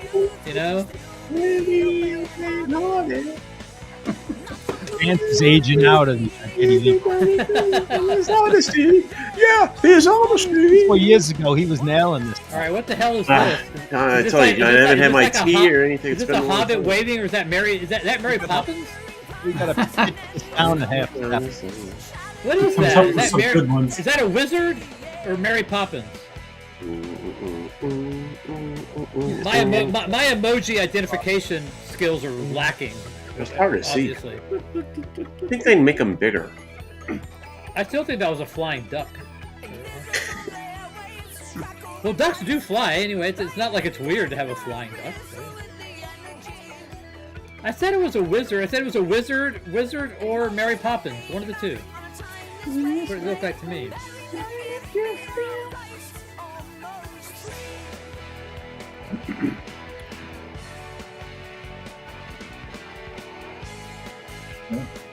This is a $150 record, this Rush. Yeah, somebody sent it to me last week or two. Medium price $170. I thought it was an older pressing, but that was a 2007 release. Yeah, only one they've ever done on MoFi, I think. Didn't they do any back around 1980, 1980, No. 81? Nobody was. I mean, back then Rush was huge with its fans, but outside of that core group, they weren't very popular. You know. And they crossed over to Yeah. the rock, dude. Well, they were considered the largest cult band. Yeah, but regular rock kids liked Rush. They didn't have every album, but you see Rush patches, and I remember. But they weren't that big enough to where MoFi is gonna like, you know. Oh no, yeah, no, in the I'm 80s. talking about in the '80s, growing up, just as like the rock. No. It's definitely like. Oh yeah, I mean, yeah, Rush is big in Chicago You know, at least. MoFi at that point was doing like Stevie Belladonna, you know, and that kind of shit. Yeah. They weren't as big as that, you know. Actually, Mr. Cleveland Crows fan. Actually, Alex Lifeson is one of those guys who did have a lot of rack-mounted gear, but he likes to record his effects straight to tape. He doesn't like putting the effects on after because he always swears that it never sounds the same. He said he always puts it on the guitar and records it that way. So he's a big fan of doing that. Yeah, they should have edited this mobile That's the best stuff. part. Maybe they should move that part up earlier. Yeah, maybe, yeah. The piano's great. How long is this song? It's done Too here. long. 450. Just 5 minutes. I believe. 458. 5 minutes. 458. What is it? Yeah. 458. Okay, I said 450. Yeah, that's what it sounds like.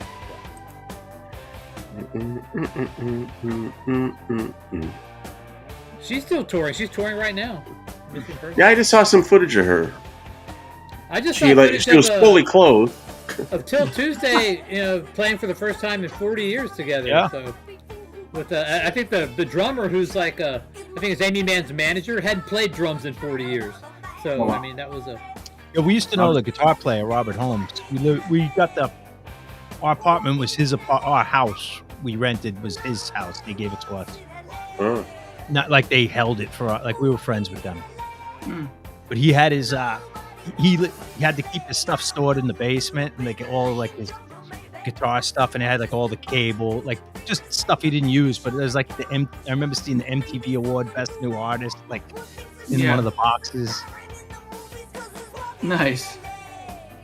Yeah, so I mean, Amy Mann's like just kind of like, to me, like kind of like just the epitome of like a cool chick, man. She just like seems like comes off as just like a cool, you know, very hip chick, you know. Yeah, rain. It looked like it was a bad show. Like it looked like they were playing in the rain on that reunion show. I watched it online. Amy, man, she sang in that "Time Stands Still" for Rush. There. Time stands Is that that's the only guest vocalist in Rush history? Yeah. Yep. Yeah, she's the only one.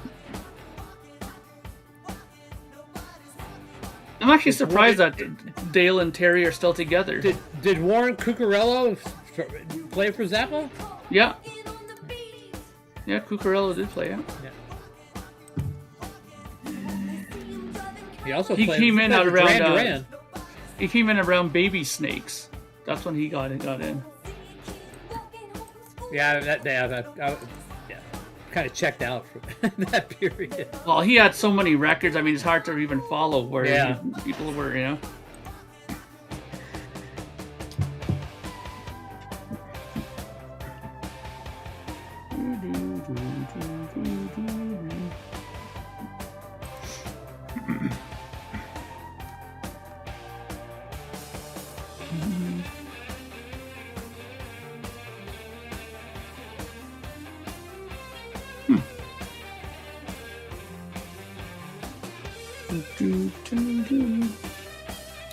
He's in some band called Chicanery. What the fuck is that? So many one-off bands that people just like, you know, do one album or one, you know.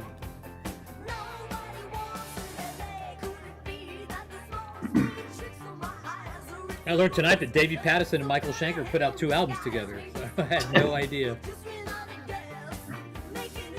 Yeah, I'm sure there's lots of odd records like that out there.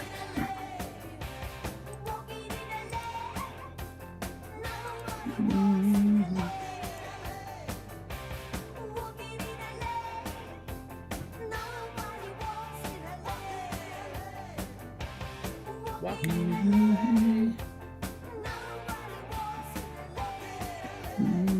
This is one of those songs that could end a little bit earlier too. Since we're here, can you play? Yeah, I mean, okay. unless you're already booked up with requests. How about Mexican Radio by Wall of Voodoo? I'm Hold on on, Mexican radio. Hold on, we can tether this with another request and make it interesting. So yeah. Which version of Mexican Radio do you want? You have the 7-inch single, so just the regular. You don't want the who else? Someone covered it. Oh, Celtic Cross. Yeah.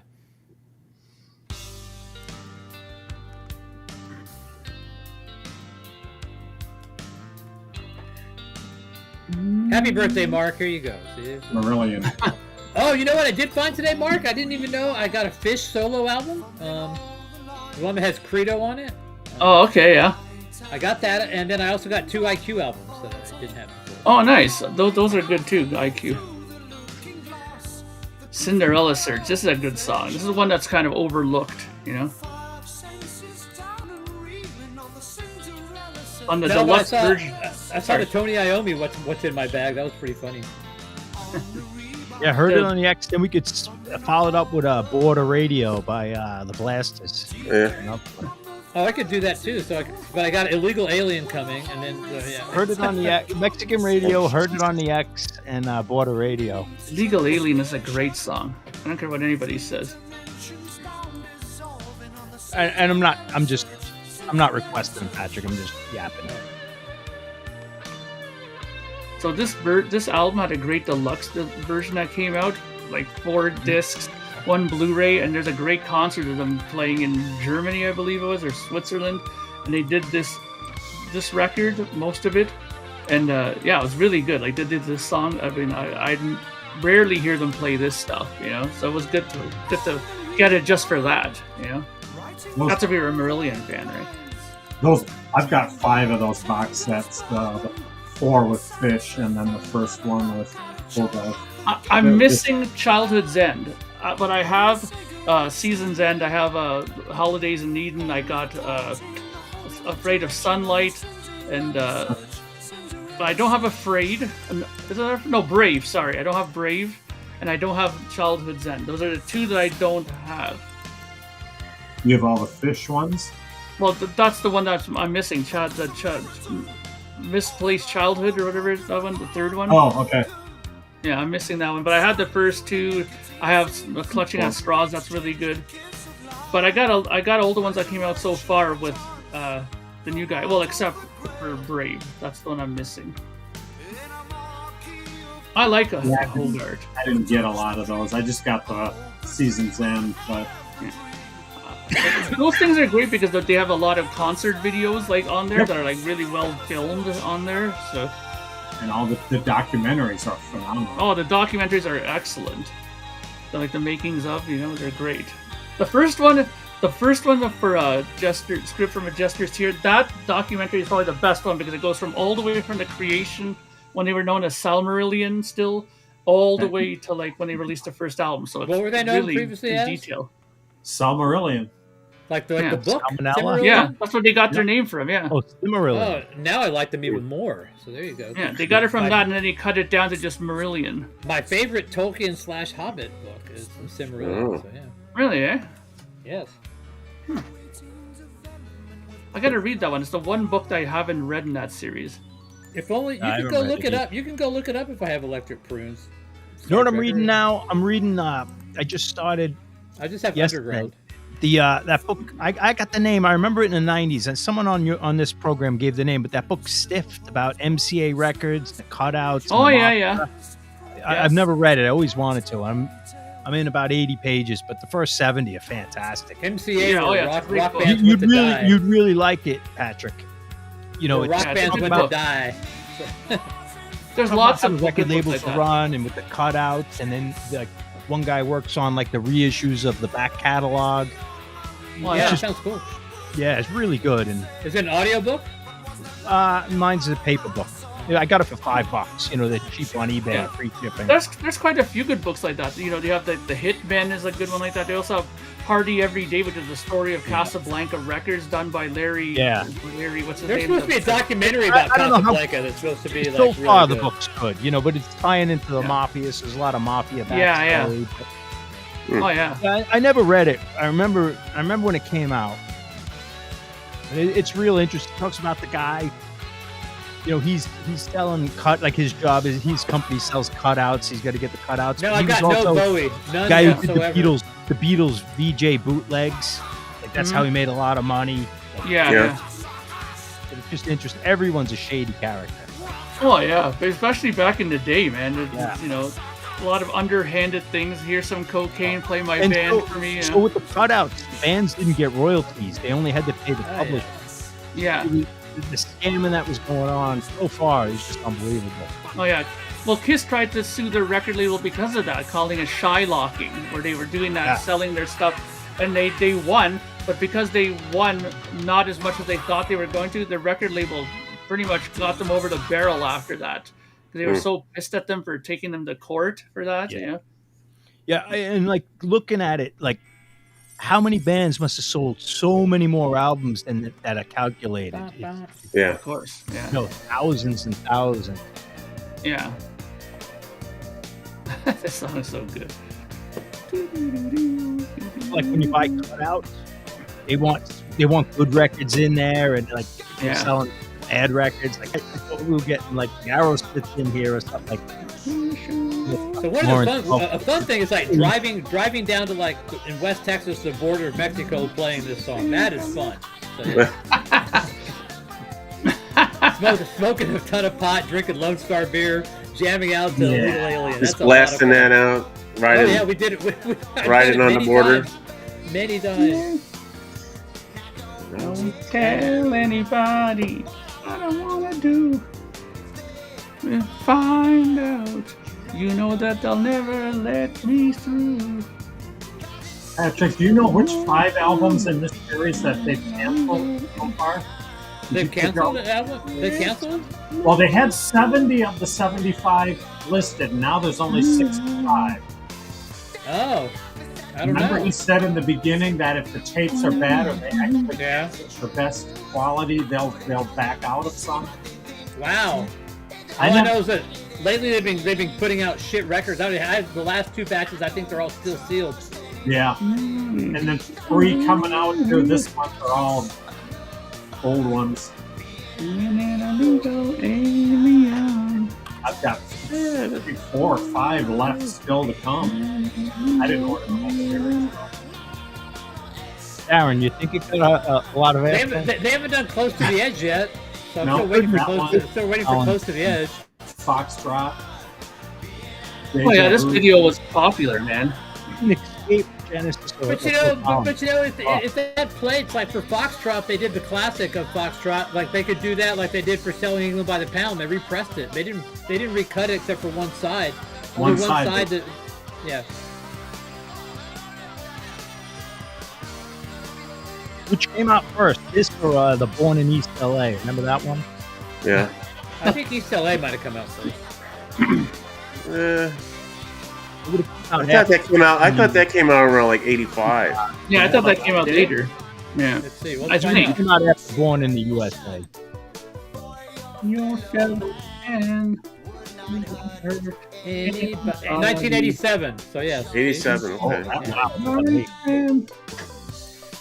Over the border, there lies the promised land, where everything comes easy.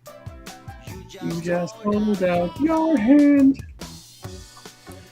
Boz Scaggs is one of those guys that probably his as time goes on, his stature goes down, kind of like Grand Funk. He's like on the Grand Funk James trajectory. Yeah. Really, eh? Certain people go down, certain people come up. But his band was like the guys in Toto. I mean, we'll tell you one about Toto. Those guys are great musicians. Yeah, I mean, it has Jeff Porcaro as their drummer. Yeah. Pretty.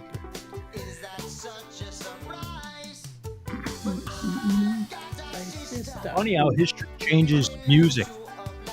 Yeah, I mean, some guys that were the 1950s. You think of Elvis, obviously Elvis was huge, but like Carl Perkins, Buddy Holly, Howlin' Wolf, Muddy Waters, but they weren't pop. Like you know, and you look at the 60s, you know, you think of the Doors, the Jefferson Airplane, but like that wasn't really what was all in the charts. The movie was 87, Darren. So the single might have been 85. You might be right, but the movie I think was 87. We think of the late 70s, a lot of pop that was non-existent. So listening to garbage music. Pop.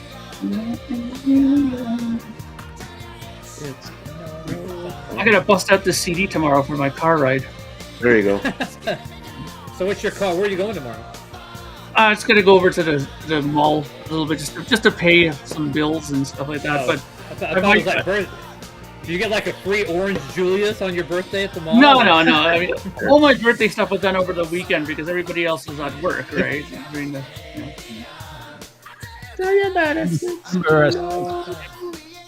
Spencer's, did you have that?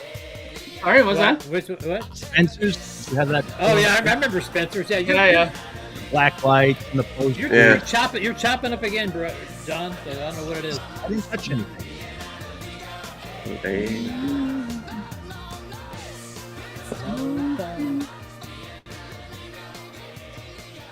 Chuck Negron, man, that guy shouldn't be alive. That guy stored a lot of cocaine, man. Apparently, he was like a huge cokehead, massive cokehead.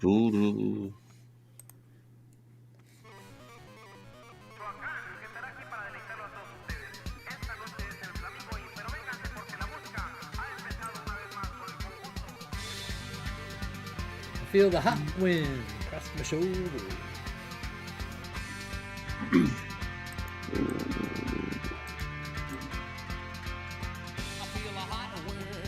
On my shoulder. Well, I don't know what else to do. Now you're good. Yeah, you're okay now. I didn't touch anything. It's weird. Something's bad in the chain.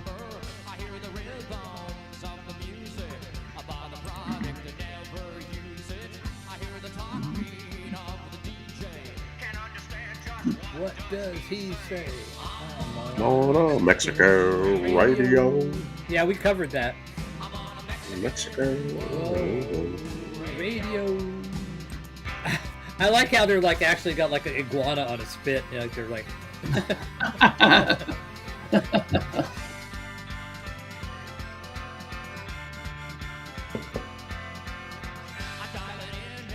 So in this kind of woke era that we're in now, do you think all these songs are like banned from radio now? There's nothing wrong. Nah, nothing wrong with Mexican radio. Maybe think illegal alien, but. But yeah, I still hear this on XRT here in Chicago. because apparently the term illegal alien is not cool. So yes. It's like it's no fun being undocumented. I don't know. It doesn't roll off the tongue, man. It doesn't roll off the tongue, man. Yeah. You know. Well, I mean, people got to realize it's a different time. It was '83. Nobody was thinking about that then, you know. Yeah. I can guarantee you that people of Latino descent on the border are not fans of undocumented, people. But Yeah.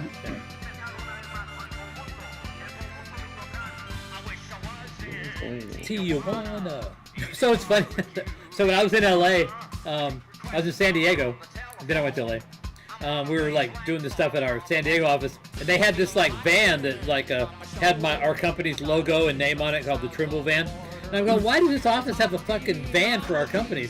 He's like, I don't know. I mean, so we're sitting there, and we're gonna send our boss, like a picture of us there, and so we took a picture by the Trimble van, and I said, hey Paul, we're gonna take the Trimble van to Tijuana and have some fun. And he goes, you better not. I'm like, come on, man. Radio. Yeah, Darren, there was a 12-inch of this. Radio. Like a 12-inch extended. Yeah, 4 minutes and 10 I seconds. wouldn't want the extended, but I like a 12-inch version. It's just a No, normal but edit. if you were in those '80s dance clubs, Oh, yeah. that's where it came in handy. People Yeah. don't buy- I love 12-inch singles of like the normal song, but spread out over the whole 12-inch. Yeah, single. yeah. I love that shit. Kids weren't buying the 12-inch No. extended singles. It was No. just for the dance club. says it's 4 minutes and 10 seconds. How long is this version? 357. Yeah. Special dub mix. What do they do in the? Oh, maybe they remixed it. So this next week, I'm going to watch the second part of the Pee Wee Herman documentary. So nobody. What's that on? It's on HBO Max and Netflix, maybe. But it's good. It's good. The first one was good. I was surprised at all the footage they had. So. Yeah, I brown hear it's sugar. kind of sad. And they're good.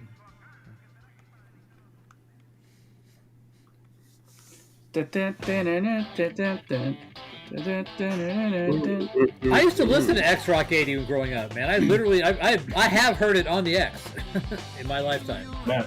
Yeah, it's like a 500 kilowatt station, I think, which is 10 times more powerful than you can do Yeah, in the no US. FCC rules. Yeah, no. That's all. Was it Wolfman Jack on that for a little while? I don't know. I don't know if Or was he on out of that. one of Tijuana or something? Well, he's out of I don't know. I don't know enough about him. But I'm sorry, it was 150,000 watts. My bad. I thought it was higher than that. You were getting that Canada. 150,000. Yeah. We had one here in Michigan that was 125. Easy listening. It's illegal, I think, unless they changed the laws. It used to be 50,000 was all you could have. There was 100,000s all over the place, unless that's older. Maybe it depends on the distance, At night. the next stations or whatever. I don't know. A lot of the AM. FM or The AM? AMs could carry in. Yeah, sometimes they'd have a. That station is they'd still get a around, stronger- but they could it's put only five. It's only more watts 50,000 up at night. You have his book, Darren. I remember he came to my bookstore doing a signing for his autobiography, and nobody showed up. Maybe 3 people. He sat there for an hour, nobody came, and a week later he died. And I was talking to the older guy, and Wolfman Jack died. He's like, "Yeah, the book signing broke his heart." Oh. No one came. No one showed up. Yeah, the maximum power for AM stations in the U.S. is 50,000 watts. I thought you were talking FM. 8,000 watts a pound. Well, FM is like a lot less, man. FM's like, I don't think FM is like more powerful at all. I don't think. They had a lot of 100,000s. I haven't done radio stuff in a long time. The maximum power for a standard FM broadcast station is 100 watts. Oh, it's low power. Sorry, my bad. Hold on. You're right. So it's 100,000 watts. Yes. So twice as much. But it doesn't go as far as the AM. No, it doesn't. It doesn't. But AM actually can use the reflective. AM layer, breaks that down fucking at layer night. Is. Yeah. That's where AM goes further at night because it can skip. It'll sit there and jump. It'll skip. All over Oh, the I place. thought AM gets bad at night. No. Yeah, now it's horrible, but that X used to go up, didn't they say, almost to Chicago back in the day? Well, I used to get WLS where I lived. You know, WLS was a clear channel 50 kilowatt thing at night. I could pick it up clear as hell. I got that up here all the time. Yeah, I've heard people WLS take it out. Chicago. Yeah. Big 89. Yeah, they get it out WWL there. in Louisiana. That was another clear channel, 50,000 water. There was quite a few. Correct, Boot Trader. It does. Yeah, it bounces off the atmosphere. Okay, guys, I'm gonna have to head off. I'm getting pretty tired. I had a long day with all this party stuff, so Yeah, I'm gonna head on off. What was the party? I was at my birthday- sister's. We birthday went over tomorrow. to my sister's place, and my family all came, and it was a big cool. brouhaha. Was it a birthday? Someone's birthday?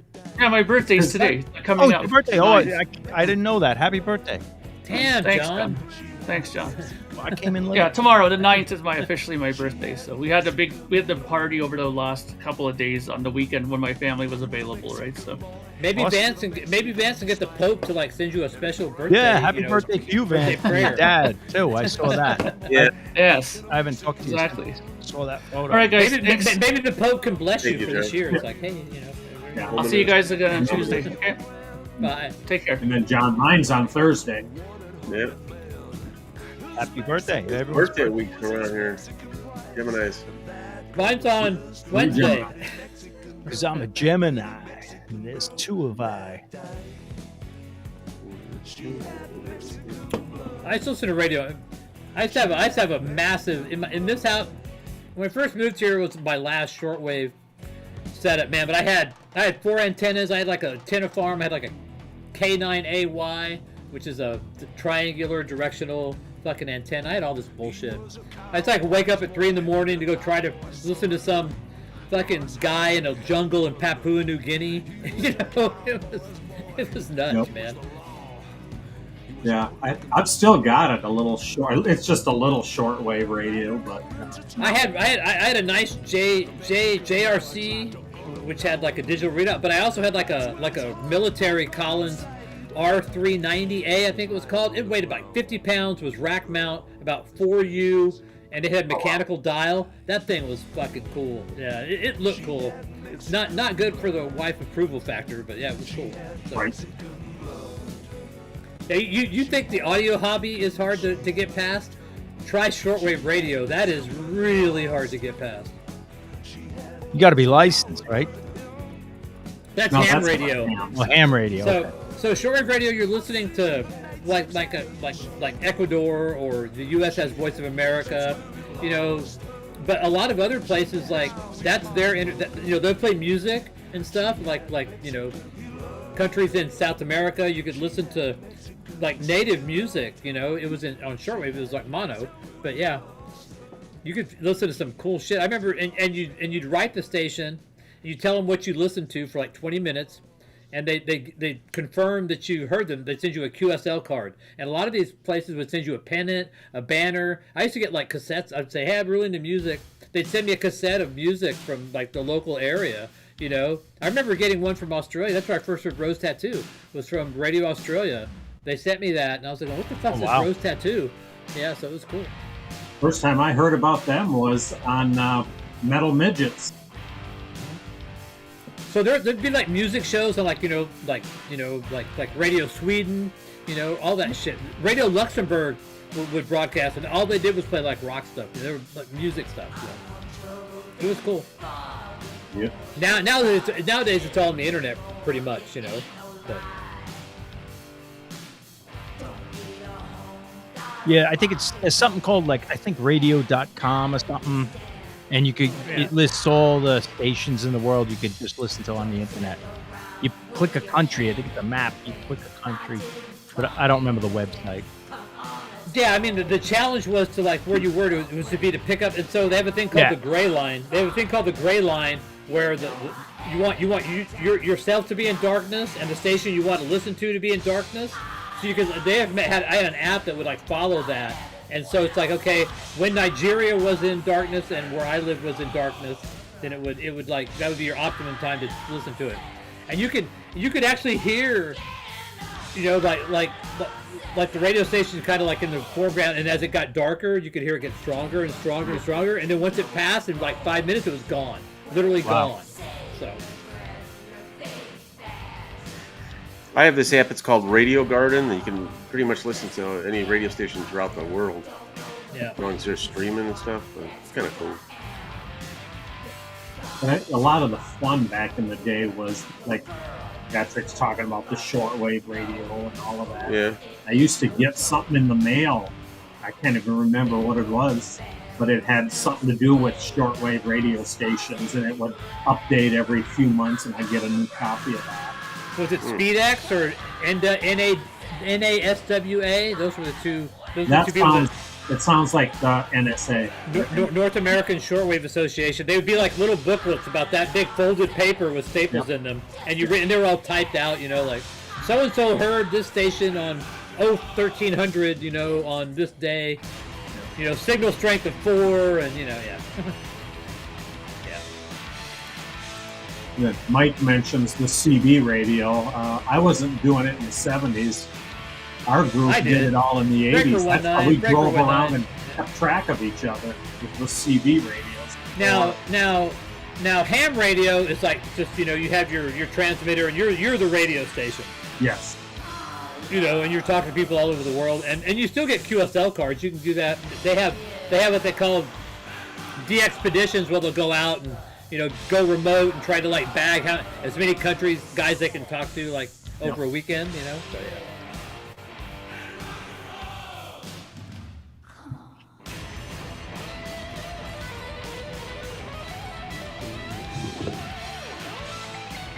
Yeah, I think the farthest I ever got with a CD was out of Arizona or something. Well, that operates at like 29 megahertz. So you don't get it's on the it's the higher the megahertz, the less of the skip you're gonna get. That's why FM has like almost no skip.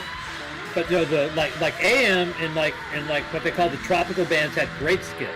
But even like 19 meters, which is like 15.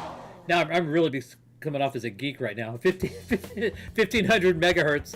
That's where the skip starts to trail off. But the CB didn't. You would get your skip, but not usually the distance. You usually had to have the base station. Yeah, you have your little quarter wave fucking antenna on your roof or a dipole. All that bullshit.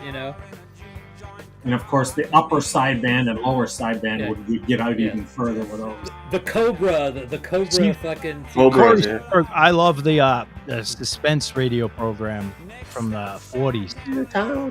I had I have a box. I can see it from here. I have a box set of cassettes of all the old radio shows. We used to listen to them in the van on tour. It was so good. When I was a kid, I remember getting like a roll of aluminum foil and put it on my grandmother's house, and I would get an alligator clip and run it from there into my antenna. That was my first, AM antenna, and I started picking it up. I built the crystal radio, my father. Oh, those are cool. Yeah.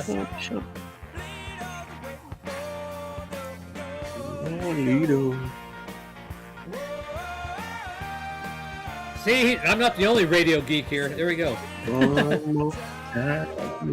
My father's a big ham radio guy. He's been doing it since the 60s.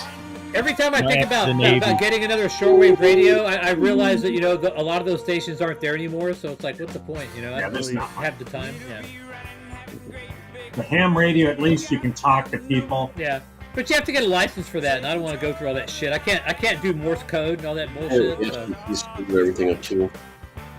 I've got the book somewhere. It wouldn't probably take too much effort to get back into the Morse code thing.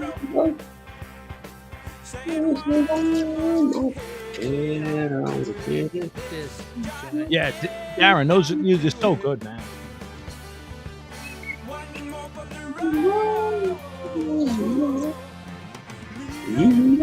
This was the suspense one. And how many tapes? It's got 20 tapes in there, which might be 40 shows.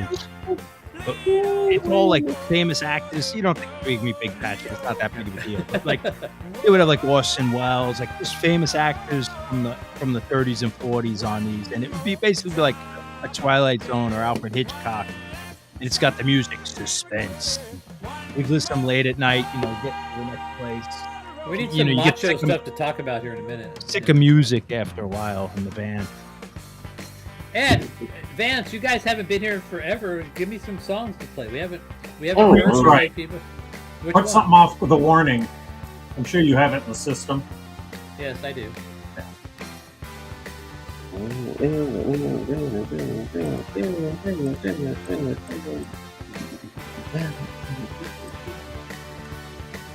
Anything you want to hear, Vance, besides Led Zeppelin? I don't know. I did, I just got an OG mint pressing of Pearl Jam VS. Oh, Versus? Yeah. Nice. Yeah. With Dissident on.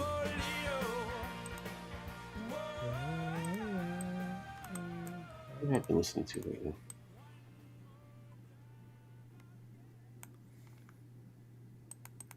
I've been listening to Mark's album, the Mad Season album. I still haven't opened up that Pink Floyd one. Which one? The Pompeii? Yeah, I still haven't opened. Yeah, I have some Shadow too, but I don't know if I like the Shadow as much. No, I wasn't a ham operator. I was just I was a shortwave listener, a DXer, and I just was chasing, stations like I think there's probably like 20 different little regional stations in Indonesia. It was RRI Jakarta, RRI, Sulawesi, whatever the fuck I can't pronounce it anymore.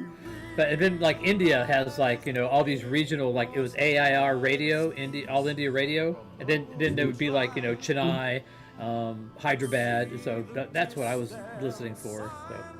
like I said, we need to really get off this subject because this is really geeky, really bad. It drew some attention, though. People like hearing people talk. You know, that's why we like to go. Then after that, we go to boxing practice, man. You know.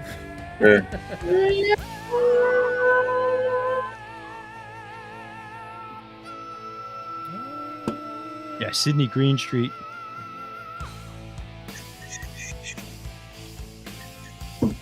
But I mean, we didn't have video games and that kind of stuff. I didn't have video games, you know. So if I wasn't outside, I was listening to music. I was listening to music, or, you know, something to stimulate my brain, you know. Yeah, we all did the CBs, and we had a lot of fun with that. We'd be out driving around doing a thing called CB tag. Yeah, you sit there and you hear some girl with a really nice voice going, "Oh man, she's so hot," and then I'm not gonna go. I know what you're talking about. Yeah. Well, it was catfish. Before catfishing. Yeah.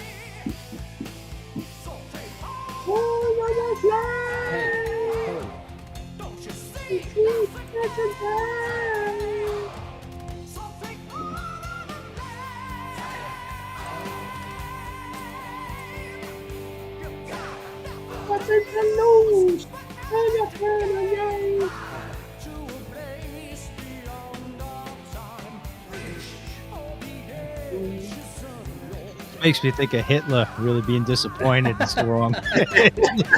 It's the wrong Queensryche. They should do that, like one of those. I should go watch that again. So. It's fucking Jeff shit, Tate. Jeff Tate. It's the Jeff Tate. He throws down the pen. Those are all so good. All of them are so good, man. But that one's really good. That and the Grateful Dead one of the best. Those are the two best. I don't know if I see it. If you're into technology, man, the Lotus Notes one is really funny too. Yeah, it's the Grateful Dead one was that, like, I don't know, Lotus 15 Notes. years ago when the Dead did their very first reunion. It was Yeah, only the Farrell duo. They only did like a couple of dates, and they were really expensive. Like, he's like, Jerry Garcia could have did 30 dates. Hey, Jack. You know.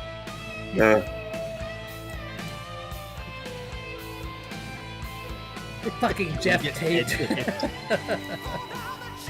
Oh man. Who's the guitar player that replaced Jerry on those tours? Because he really disappointed Hitler. It's Trey, I think. Trey and this from Fish. No, I don't think I had that, No, Jack. What album was that off of? Or it was John Mayer. I can't remember, but he was very disappointed. On the when they did those 3 shows here in Chicago, the Fare Thee Well, what they were calling that. It was Trey from Fish. It was the very first time they did the reunion. Yeah, it was. Yeah, I don't have that one. I don't have whatever album that. I don't think I have that. What that was Moby like Grape is? I only have one 10 Moby years Grape ago. in the system. Yeah, it's worth watching. But get him really.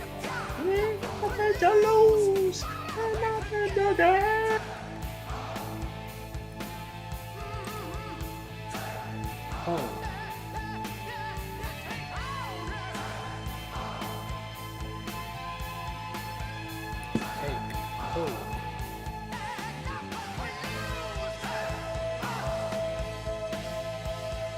How are you doing on records, Patrick? Are you ready for me to send you some more, or are you still... Always.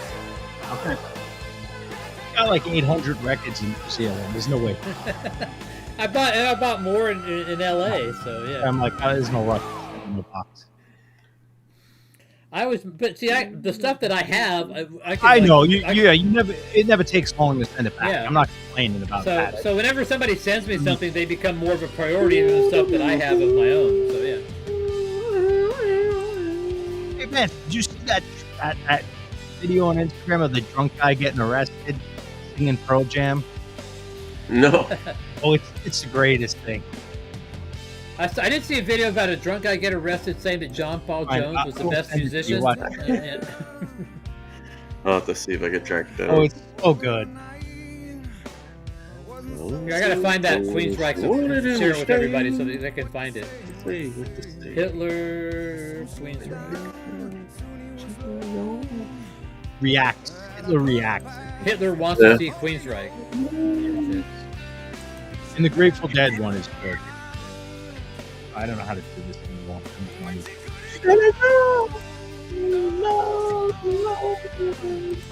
This is hilarious, people. Whatever you do, make sure you look at this because it's freaking hilarious. Like, If you're into Queens, right? If you know enough. even if, yeah. And if you like the Grateful Dead one's just good. This is you.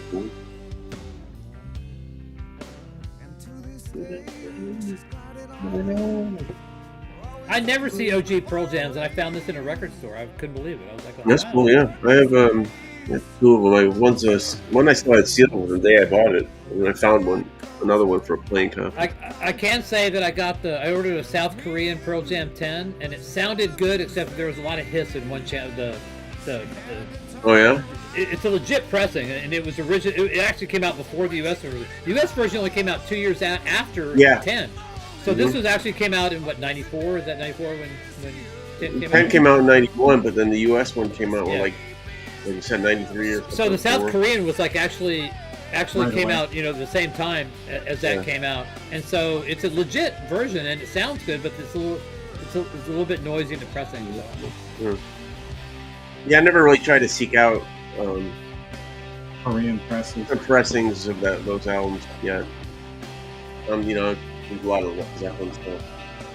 I go down that rabbit hole, and those things get pricey. They're all 90s, The verses came out great. I thought. It's like Brazil presses too. The Yeah, I don't Brazilian fucking presses. touch Brazil presses. I don't touch them at all. I had to sit there and bite my tongue. This guy was looking through my records going, man, do you have any Brazilian pressings of this? I'm like biting my tongue like going, yeah, those can sound really good. Okay. You gotta become somebody else with these things. I'm like, okay. I mean, if it was the only release done, maybe I'd go for it. Well, it's like, that Abbey Road in mono, it's a fold down, man. There was no Abbey Road mono mix, so why are you spending all that money for Yeah, for you that? can fold it down by hitting the mono button on your Yeah, amp. exactly. One of my preamps has that option on it. Fold downs do not sound good on any time. No. The only time I've used it a couple times is some of the jazz from the late 50s where Where they it's separate the instruments completely or the vocals. are out and I want to bring it in more. Yep. I don't mind this type of listening of the old jazz, but when you have one instrument over here and one over here, it's kind of like... Yeah, they were still learning about stereo. Mark, It was like they were using it as a novel. Mark had to check out, man. It's his birthday tomorrow. He's got to rest up, You have Johnny Kidd and the Pirates? Yes, I sent them. Yeah, you did. Yeah. Yeah, he's got all their songs, all the good ones. I do. I've got the best of Johnny Kidd and the Pirates, White Hot and Blue. Oh, He's and got 2 pirate songs from yeah. like the 60s. There's I have 20 Johnny Kidd and the Pirates songs. Yeah. You have 18, and then 2 of the pirates after he died. They were like the bonus tracks.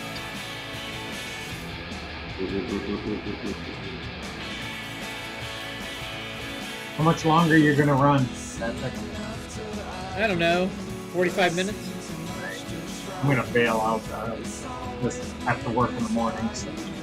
Me too. Oh, good seeing you, Ed. Later, buddy. But it's not midnight where you are either, No, but it will be. right? At some point, it will It'll be be. 3 in the morning, too. I know. 11 here. Make a wish.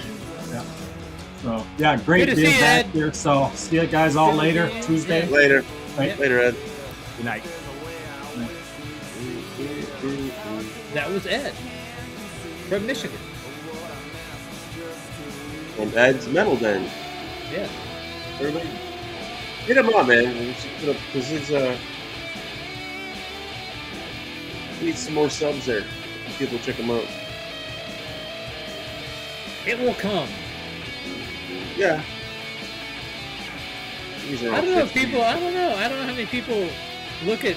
I mean, I know that I don't look at as many videos as I used to. Yeah, I mean, I'm guilty. Very bad. I'm It's not like I'm years definitely ago. guilty. There's so many now, so And I've been kind of weeding stuff out. you know, there's so many records I have, and I'm doing my own thing. It's like I get sidetracked looking at, even on Instagram. I try to like everyone's videos. I haven't been on it in a couple days, but you know, I start seeing the same record covers over and over. You know, it's like, You know, so that's why I like to do the live streams, because it's like, okay, I see everybody here, we talk, you know, and I don't have to, you know. I it's just like hanging out. You know. you know. But this is like how it used to be when I was, you know, I'd hang out with my friends and listen to music, drink beer, and like, you know, just talk music and have a good time, you know. So to me, that's easy. That's easier than filming a video and uploading it and making a description and all this bullshit. And, Yeah, it does. I really got to get it in the frame of mind to do it sometimes. And I learned a lot. I've been on 10 years doing this. You know, and watching, maybe even 11 years watching. You've been longer than me. But I learned so much about music and so much different stuff. I still haven't, I'm not even caught up. Like, I know if I never listen to anyone the rest of my life, there's still more music than I'll be able to collect. That's the problem. I mean, everybody's like educating me, so there's so much stuff to listen to. That's what I spend my time doing, is like trying to figure out, you know, I literally have people sending me records all the time, and I love it, you know. But I'm like going, okay, I need to like do this. I got to hear this. I got to, you know. Yeah. But I'm fortunate in the fact that I work from home and I can listen to music. Literally, I listen to music all day long while I work. So I mean, I can multitask while I'm doing that. But... You know, so and you know, I learn something every day from people. You know, every single day I learn something new about music every day. Yeah. So I think of it like, someone recommends me a restaurant, like, oh, that's cool, I'll go to it, and then another recommendation. But after a while, you got 8 million restaurants. I'm only doing 3 meals a day, and sometimes I like just having my hamburger. I have to do the math in my head. Like, that's what, some of these records that I sold, I'm like going, you know, am I ever going to listen to this again in my lifetime? Probably not. You know, I should move it on, because instead of having it sit for me to look at and go, wow, that's pretty fucking cool. I got all these records. It's like, that's not cool. It's cool to have people listening to them. And if I'm not going to listen to them, let someone else listen to them, you know?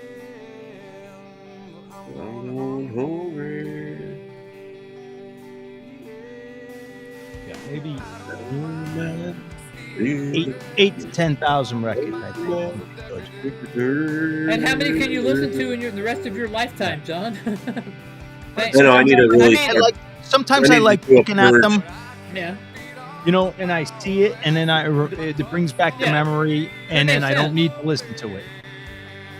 You know, so Steve, that's very nice of you to say, but you know, I mean, it's everybody. You know, thank you, Corey. If it wasn't for the people in the peanut gallery, we wouldn't even be here. It'd just be us talking. You know. Hey, Diva. Yeah, Corey, always good hanging out with you, with Darren, Andy, Cleveland. The usual suspects: Travis, Brian.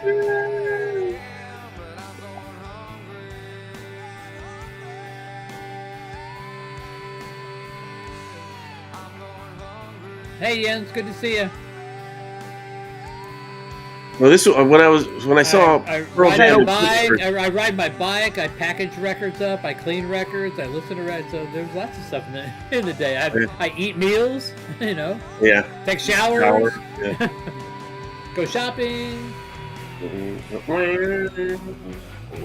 Like in an 8-hour day that I work more. I pretty much work more than 8 hours, because I get up and I come up here and I, you know, so. I don't fuck around a lot, I tell you that. I'm pretty much busy multitasking all the time, man. I mean, literally. I'm cleaning records. I've got a cleaner here. I've got a record player here. I got a record player downstairs. I'm recording 2 things at the same time. Cleaning. So I'm trust me, I got shit going on. What Johnny Kidd and the Pirates are you gonna pick before we're over? Yeah, you didn't pick anything. Well, I was just gonna do "Shake It All Over," but you gotta adjust a check, John, that I might not know. Shaking All Over is great. Yeah. Restless is another good one. So I was gonna say, when I saw Pearl Jam in Pittsburgh, I pretty much sleep about 6 or 7. You know. They did this song, and the crowd just sang all of the Cornell parts. It was pretty cool. It was the first time I seen him perform it. Hey, Eric. Yeah, I don't sleep 8 hours. Well, hey, Dorky, I've sent your Yo, records. I just sent you a gets big all box of me. records, Dorky, so don't tell me your records. I've sent your records. 6 is I like did a big good night's box. sleep. Well, if I'm lucky enough to get in bed by midnight and wake up at 6 o'clock, that's a good night. Otherwise, If I sleep too much, I feel tired. I mean, feel more tired. Actually, I literally feel worse. If I sleep too much. Yeah, I mean, it goes like I could go a couple days, then I start dragging, and I was beat on Saturday night or Friday when I was here.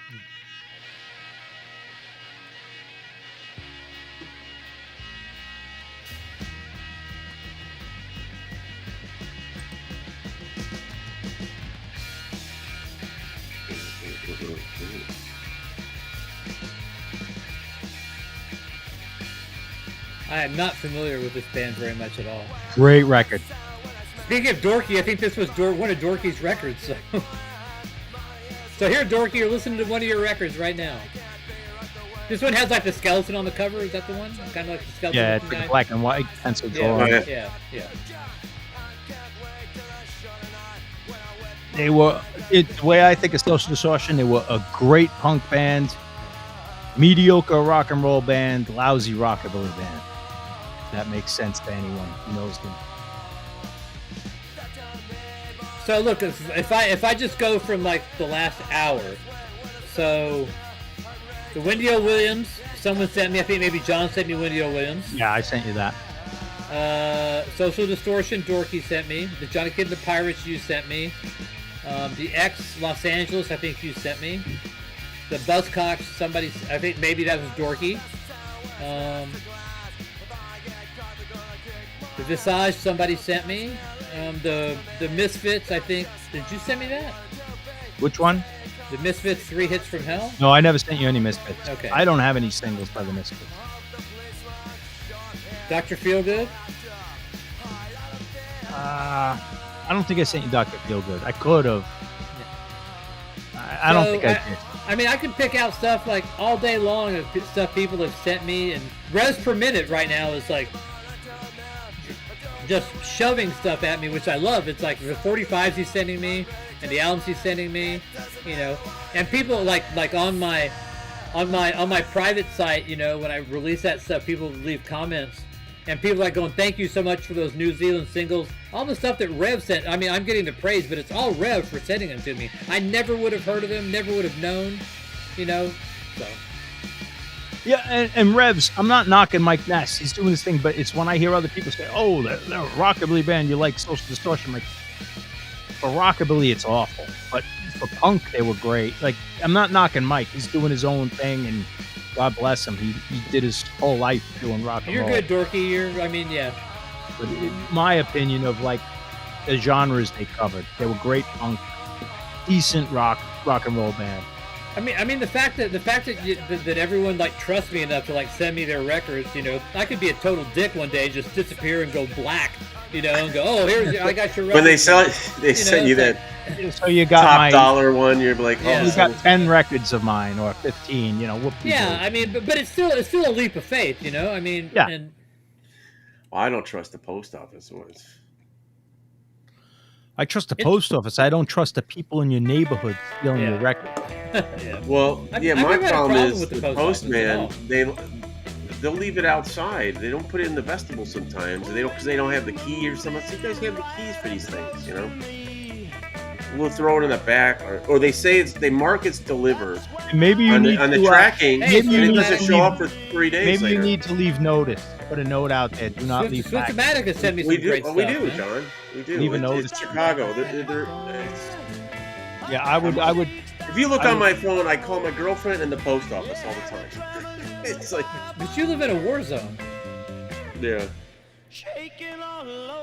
I love those 45s, man. I fucking groove on that shit. But I'm serious, man. People on my private site where they leave comments are so happy that like going, I've never heard this before. So that is like everything that why I do this, man. So.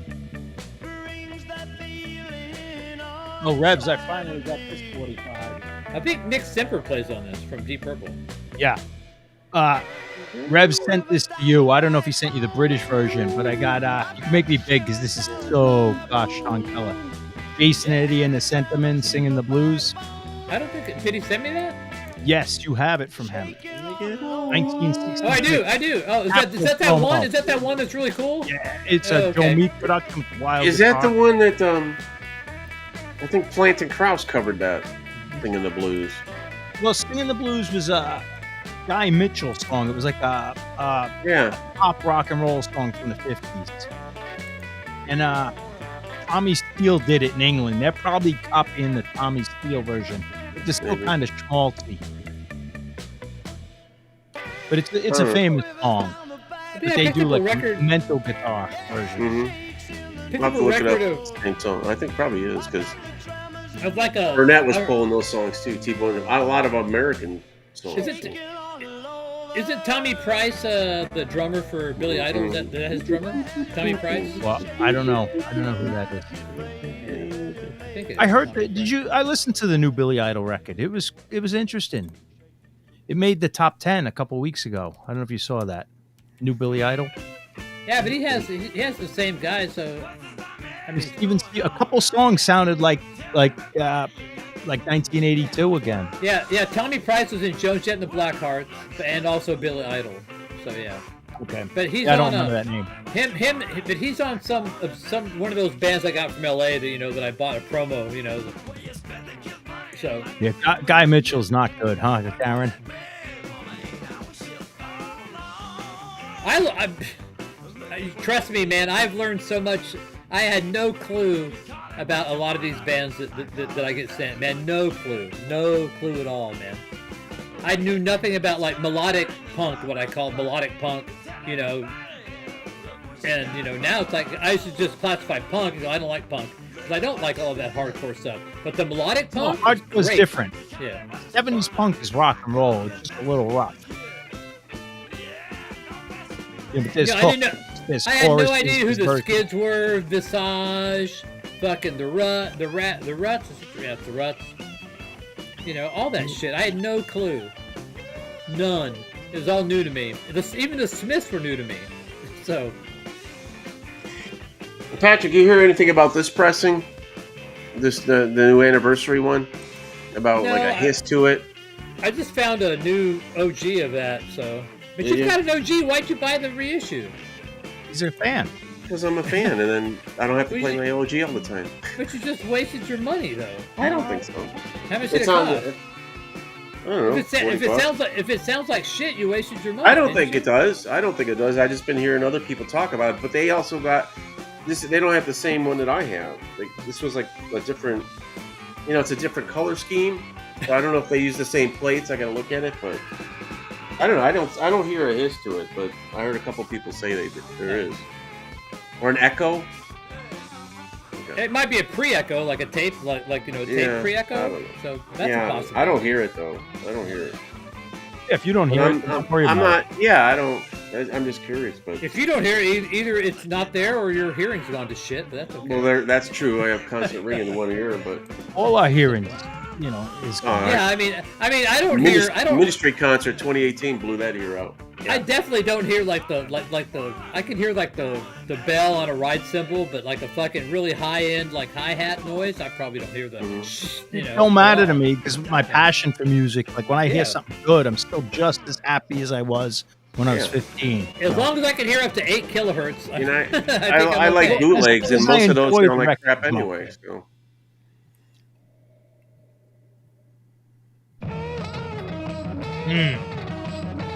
So mental. This is insane that this got an American release. I mean, that even attempted promo release anyway. This is odd.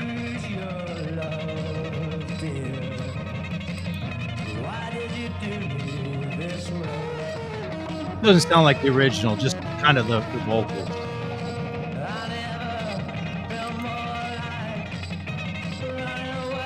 It's almost has like a 13th floor elevator minus the jug parts being played by the guitar. This isn't psychedelic. This is just like that's why it sounds like 13th floor elevators to me.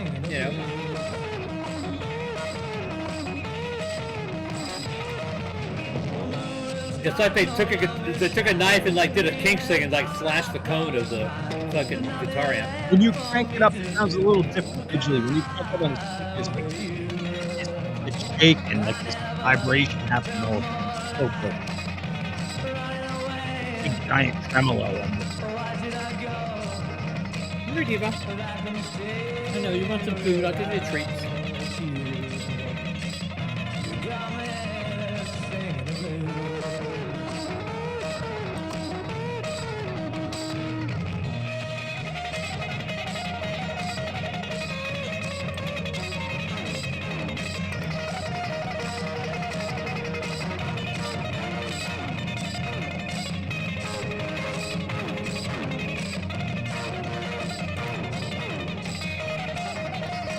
Yep, I've got those in the closet right there.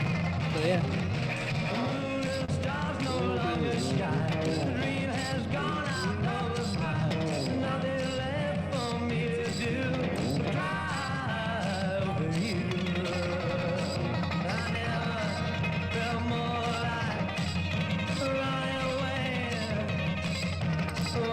Well, this There is you so go. great with this is so great with Johnny Kidd.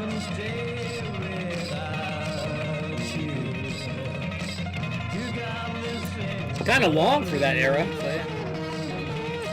I don't know how long it is. It doesn't have the time on there. 2.5. 2.5. It's just I can't believe someone took a chance on that in America.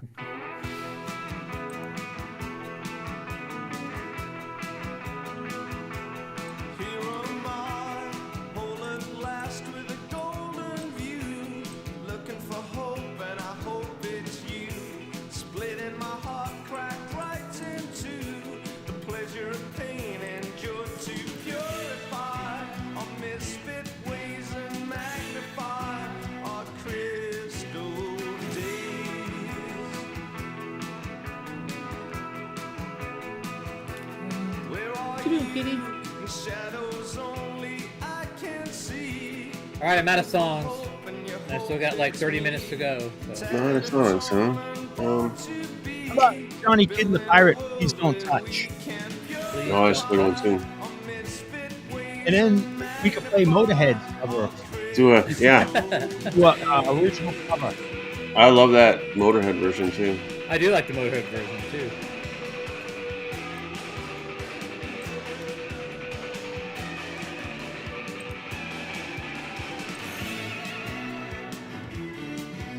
Isn't there a version with like girl school? That is the version, yeah. Yeah.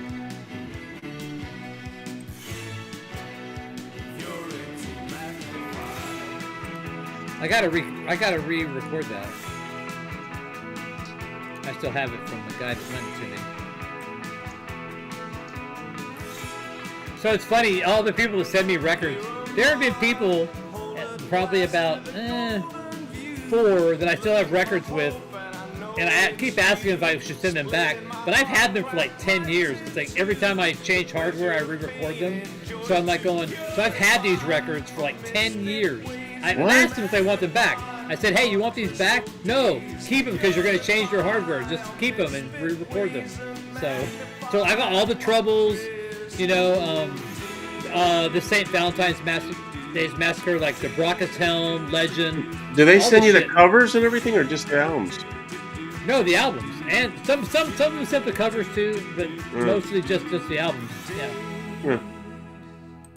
I haven't run out of songs, just songs that have been requested. Send me a list, Seaberg. You know, I mean, my email address is this. Just send me an email. Say what you have, and I'll tell you if I have it or not, don't have it or whatever. You know? Who sent you Shawadi Wadi? I'm looking up a song. Who's it by?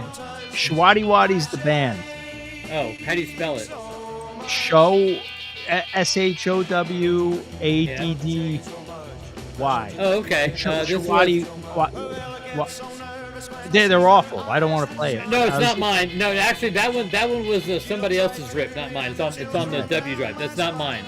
Okay. So, yeah. I don't know who they are, but it's not. I'm just mine. looking up. I'm looking for things, and I happen to see that. Yeah.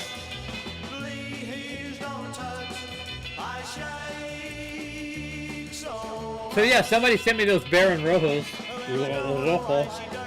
Okay, We should. I got a 2 minute, or maybe it's 3 minute song. The Slickers, Johnny Too Bad, reggae. The Slickers.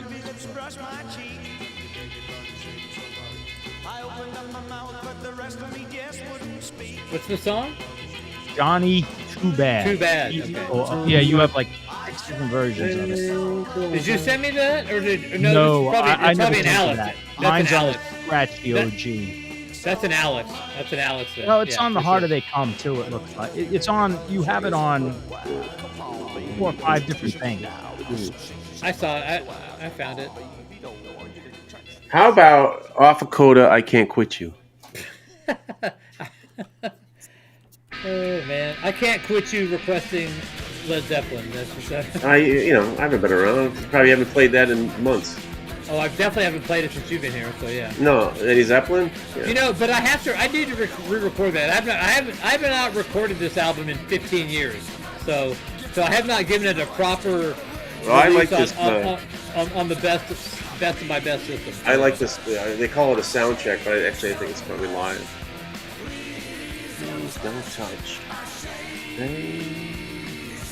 So much. I think it is a sound check. Like they're set up and they played it. Yeah. While they had they were recording a show. They had the mixing board there. Recording the studio.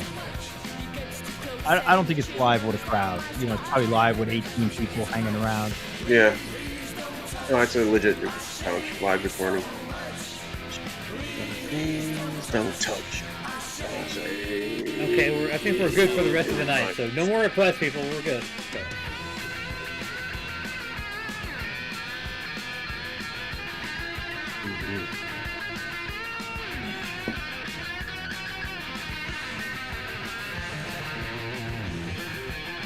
He was more against the collab with Wendell Williams, Michael Frank. That was his falling out because Lemmy was just doing. They kept getting sidetracked doing all this gimmicky stuff.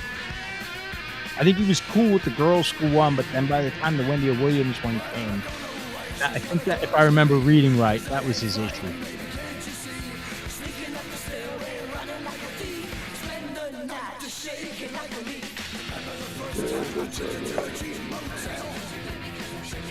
I think this made the chart. This was right in their heyday, right when No Sleep to Hammersmith, Ace of Spades. Yeah. So much. Don't touch.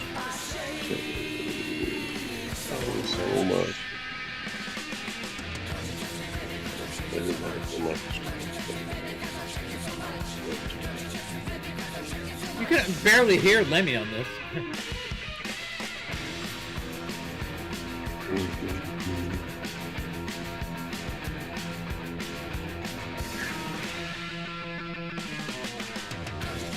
What a great drum sound that is. Raw.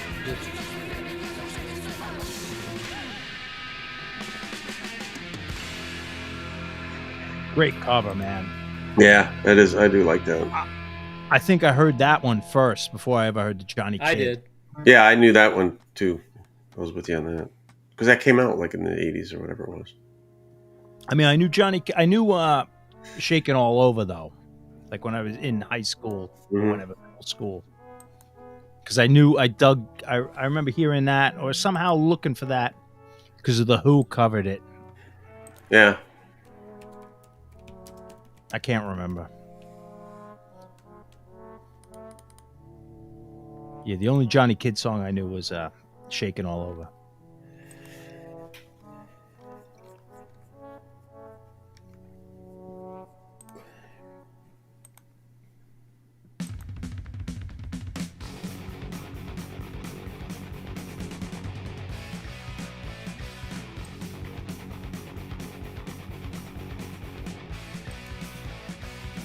These guys are pretty good. I wasn't familiar with them until somebody sent them to me. Yeah, about 2 or 3 years ago, I went and listened to all their records again. Maybe 4 years ago now. It was a fun revisit.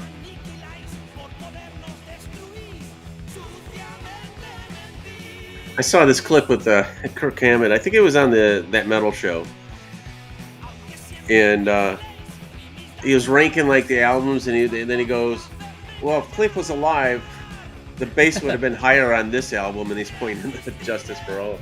That was kind of funny.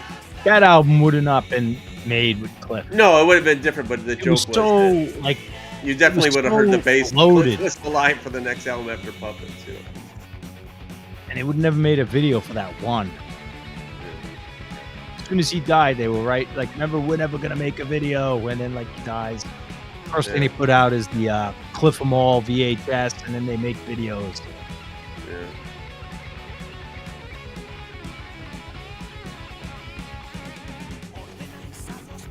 This is good, Corey. This isn't killer, but it's decent.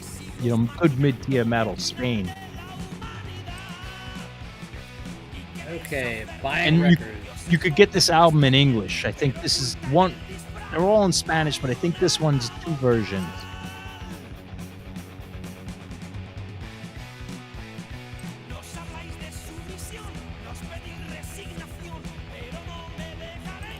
I don't listen to lyrics anyway, so it's just right rolls off. My Yeah, ears, but like- sometimes I like to hear.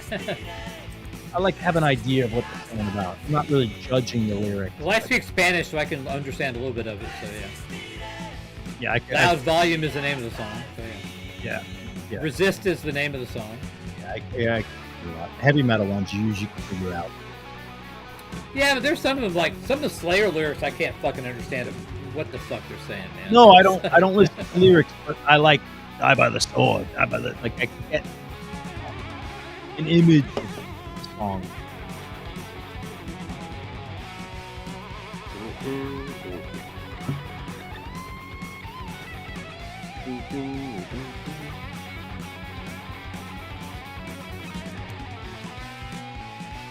You know, I mean, I even find shit that I've recorded that I haven't listened to in like since like in 10 years. I'm like, did I record that? So I learned stuff that I even have. You know, it's like, fuck, I have that. Yeah. I do too. Yeah.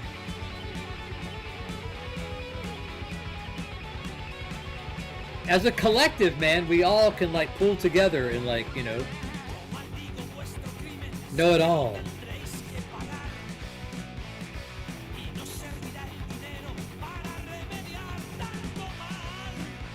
So Baron de Rojo, it means the Red Baron, by the way.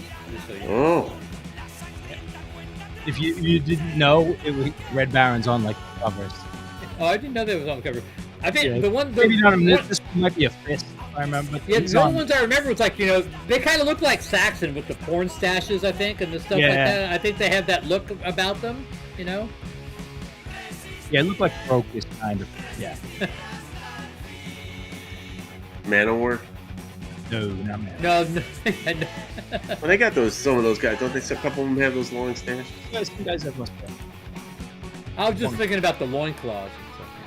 And stuff. One guy has a mustache. Yeah, they really don't. Only the drummer had a mustache. Oh, okay. All right, it says 10 more items in my cart. So, do I want to buy any of these or not? What are they? All right, let's see. Well, let's help Patrick decide if he should buy these or not. So here we go. So one of them is Bullet, the entrance to hell. I think some of these guys were in hard stuff, Bulletproof. Oh, I have that right. This is That's it. That's the one. album. There's the hard stuff. It has all the hard stuff songs. So let's say it's 10 songs, and then there's like some jams. They fill it out to 2 albums, but every song on the hard stuff is better on this. This is the original band. The label called them Hard Stuff. This is awesome, but maybe 10 songs are awesome, and it's very Zeppelin-esque, Deep Purple-esque. This is great. So that's a yes for that one. Yeah. So the next how one much is it? You know, $30. Yeah, $30. That's about what I spent. Yeah. Next up, we have Simon Phillips featuring Andy Timmons. I want this because I know Andy Timmons. He's a great guitar player. So that's not hard to find. It's not a hard get. So yeah, John has magic bins. I'm out. I could send you that bullet, and then you could download it because you don't need to own it. It's just a It's a Okay, yeah. So if you send me the bullet, then I can Not a- just not buy a the Andy album. Timmons. So, oh yeah, but It's just recordings that never were released. okay. So I will count that one as gotten. So I'll get rid of that out of the cart. And you wouldn't be able to sell it for more than 30. Yeah, I don't anyway. care. Yeah. I would have kept it for years probably, but because stuff like that I don't try to sell because you don't get any value. Simon Phillips, I'll get that on my own because I like Andy. So Hittin, Triumph and Tragedy. They're the Spain band, HITTN. They're like a Spain new wave of I have traditional the first heavy metal record. I think I didn't like what I sampled of the next one. I think Steve said they went downhill. It's only Changed $20, tune. so it's only $20 though. It's Listen not to it expensive. first. I don't know. The first Hittin record is really good. So the next one is the Animals 7-inch EP mono. But I bought from like this place that I bought it. It's like the Hospice of St. Francis in the UK. So I buy a lot from these guys. So I'll probably buy that anyway because they have so much cool shit. The next one I have is The Whole Darn Family. I have no idea what the fuck this is. No, I don't know that. I don't know why it's in my thing, but next is Ozzy's Shot in the Dark. That's the last one. Shot in the Dark 12-inch single. So that's it. So I don't have much in my cart, other than that. So Zorlak says it's better than hard stuff and heavier. Yeah, So, it's way heavier. Yeah, it's like rougher and heavier. It might be Jimmy Cliff as part of this group. I don't know enough about this to say so. Yeah, I think it's like this more make-believe group. They just I like Mark Ford a lot. He was in Black Crowes. Mark fucking Ford. You should say that, but yeah.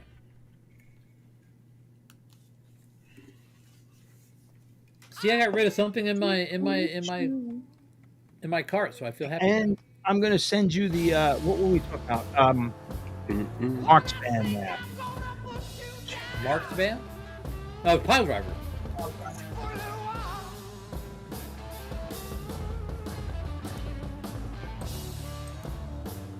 That was a hell of a fill right there. Yeah, right? Sounds great, too. That was a hell of a fill. Mic'd up them drums real good.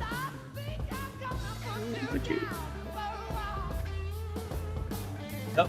And it looks like I have the Liege Lord record, the first album, and cool. three of the Damned middle records. Awesome. So, yeah. Strawberries, Black Album, and Anything in the pile. It's been sitting there. I just figured you were busy.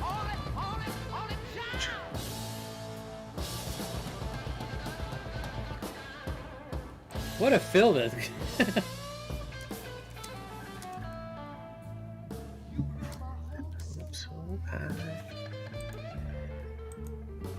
Is that John Paul on guitar there? He does rhythm.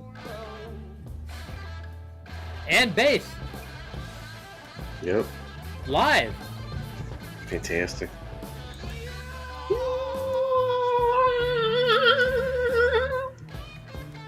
Okay, I just bought a Dutch pressing of Pearl Jam 10. I'm gonna fucking get me. Yeah, Cleveland. I'm gonna get Off me a of Coda. good copy of Pearl Jam 10 if it kills me. Yeah, Chance gifted me one. I mean, it's a little rough, but it's a start. What? He gave me the 10, the U.S. copy. Okay. Look, Michael says you're singing. Have you been taking secret voice lessons while you've been on sabbatical? Have you been training with fucking like Jeff Tamplin or Jeff Tate? The club I've been doing the club scenes. Have you been like training with the what's that fucking YouTube lady that does the vocal thing? She's really cool. What is her name? Hold on. A charismatic voice check? Yeah, that's it. Yeah, the charismatic. Have you been training with the charismatic voice? Yeah. She's cool. I like her. I watch her stuff, man. She's great. I've seen some of her reaction kind of things. Yeah. Yeah. Her face expressions are kind of funny. Yeah, it's funny. Some of those, though, I mean, like, really, you never heard the song? I find it hard to believe. Man, they had a drummer. The drummer from Mars Volta said that she's never heard fucking of Neil Peart. Come on, man. Like, how can you be a drummer and not hear her? Even John, who thinks that Rush's first drummer is the shit. These people are probably a lot younger than me. I know, but I mean, if you're a drummer, though, I mean, you should at least you should have heard of Buddy Rich, Gene Krupa. Hey, You know, what's his name? Who's the singer of Pearl Jam there? Eddie Vedder. Never heard of Gene Vincent. It's So- possible. Yeah. I mean, now he did, but I mean, back that was in a the long 90s, pause. he did. Yeah. Yeah. Well, I mean, well, He's a Rock and Roll Hall of Famer. yeah. I mean, I knew him through like learning about him on like Beatles docs or something like that. But Everyone. Yeah, everyone, but 10 Yeah. wasn't released in the U.S. for 2 years after it came out. So. no, yeah, it was the European pressing that was released on it. Russell, I would say yes if you get the deluxe with all the extra more tracks on it. You know, You're asking the those- most biased person in the I'm world. just saying though, if you're gonna get it, get the deluxe with the extra disc with all the other all of those bonus Jimmy stuff. Page reissues are nice because if you can get them clean with no issues, they don't sound bad. They're not shitty sounding. They're just not the best. You can get like audiophiles like me who nitpick about that shit. But if you're just someone who wants the music in a nice, clean form, those things are great. They sound good. You know, they're not the best, but you can find them clean and sealed and not beat the shit. Go find a fucking UK Plum copy of Led Zeppelin 3, you know, and tell you know for under $200. So. But I'm saying get the 3-disc set on the Coda. Yeah. It's worth it. I think it's one of the better ones out of the it's reissues. like the Pink live Floyd one- it's like the Pink Floyd reissues. I mean, those are not the best sounding, but they get you 90% of the way there. And if you just want the music, it sounds great. You know, if you don't want to have the best of the best of the best, just get the stuff because they were done well. They were done very nicely. I mean, you know, Vance loves Led Zeppelin. Those reissues don't sound bad. No, I You know, have there no are problem. reissues that have sound. They sound better than the classic stuff. I guarantee you that. People who own that don't want to hear that, but yeah. And the ones I recommend would be the first album you get with the live album. Zeppelin 3, I thought the bonus cuts were really good, and Coda.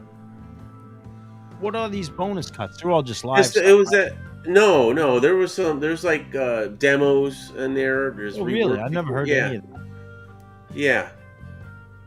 The last new song I heard was "Traveling Roadside Blues." No, so yeah, you can. There was a Sugar Mama on there. There's that Tristan Sword that they actually used in the documentary. So I recommend the first album came with Sword. that's What off is of the third album. It's like a guitar jam that Page did. Is that the one where he's playing? Oh no! What Oh was- no, that was like White Summer, right? What was yeah, that? it was Black Mountain Side, White Black Summer. Mountain. Yeah. White Summer. Oh, I did find a Led Zeppelin Presence today that had one side fucking George Piros, man. I was like so excited when I pulled it out. I was like, going, fuck, it's a Piros! I flipped it over. It was a fucking Atlantic Studios. I was so bummed. I was so bummed. I check every time I see a Presence. I just look for that double-sided George Piros, man. They're as rare as hen's teeth, man. Let's see what if I got. They should reissue Presents with a good album cover. Led Zeppelin 3 on the Red Atlantic for the first Down to be like, three is we pretty should good. just do that with all Hypnosis records. Yeah. No, the Presents one's just bad. I can't do it. Oh, but I mean, the Presence is better I have than my Obsession. replica object over there. Should I pull it out? You can. People love it. I have it. You know, I don't it's think actually to not say, bad. Replica. I say, should I pull it out? Is not something. I like Yeah, the. I know. I have no It's problem just with pull out my the. object. I have no problem with the object. It's like those photos look so bad. But isn't it Yeah, how kind they of cool imposed it on there. that the girl from like Houses of the Holy is in that picture? Isn't that Yeah, cool on the though? back end one. Yeah, on the But back. I that didn't cool? know that. Yeah. That's her. Yeah, That's kind of cool. same model chick. Whatever. Just You not know, a I very li- rocking cover. You know, I love those. This is another case of like a label that I fall in love with. I love those Red Atlantic labels. I like the UK plums. I don't even know what the music is. If I see a UK plum, I'll probably buy it because I think it just it just looks cool. Yeah. I mean, it's just The very, yellow very Atlantic. I think Chris Vinyl Piper he got a Zeppelin 1 with the yellow, white, the US yeah, Gold Atlantic label before they went to the green and red and white. yeah. And I was like, I never seen one of those that that really right before they switched the label. But it probably has that LW and whatever that R, whatever the before the Yeah. stuff. That sounds like shit. Sounds Yeah, I horrible. don't know what it sounds like, but just the whole collectible thing of that. Oh, where yeah. It's like, man, I never saw, I'll see like old like Aretha albums on those old Atlantic ones before they switched. They're over not to the quite. more They're not common. quite the plum. Like they're purple, Yeah. but they're not. They're not quite. They don't look as good as the plum. There's the red and original. the white. It was yellow. On the 45, yeah. Then it went to red in the mid 50s. Stop moving it. Stop moving Sorry. it. Awesome go. sleeve too. That is, yeah. I like. Yeah. I haven't seen that. in a But while. yellow was the first, and then it was red. The same Red, yeah. same logo, but red. And then somewhere they went that silver that they reissued, or it was like AC/DC did. It was like this same label except silver. Yeah, they did a silver black one. For Yeah, that it was like almost reason. a Yeah. retro thing. Yeah. It's like an 8-minute song or something. Who wanted? Who requested this? Good question. I can search. Swift-O-Matic, come on, man! You're killing the buzz. You're killing the mood.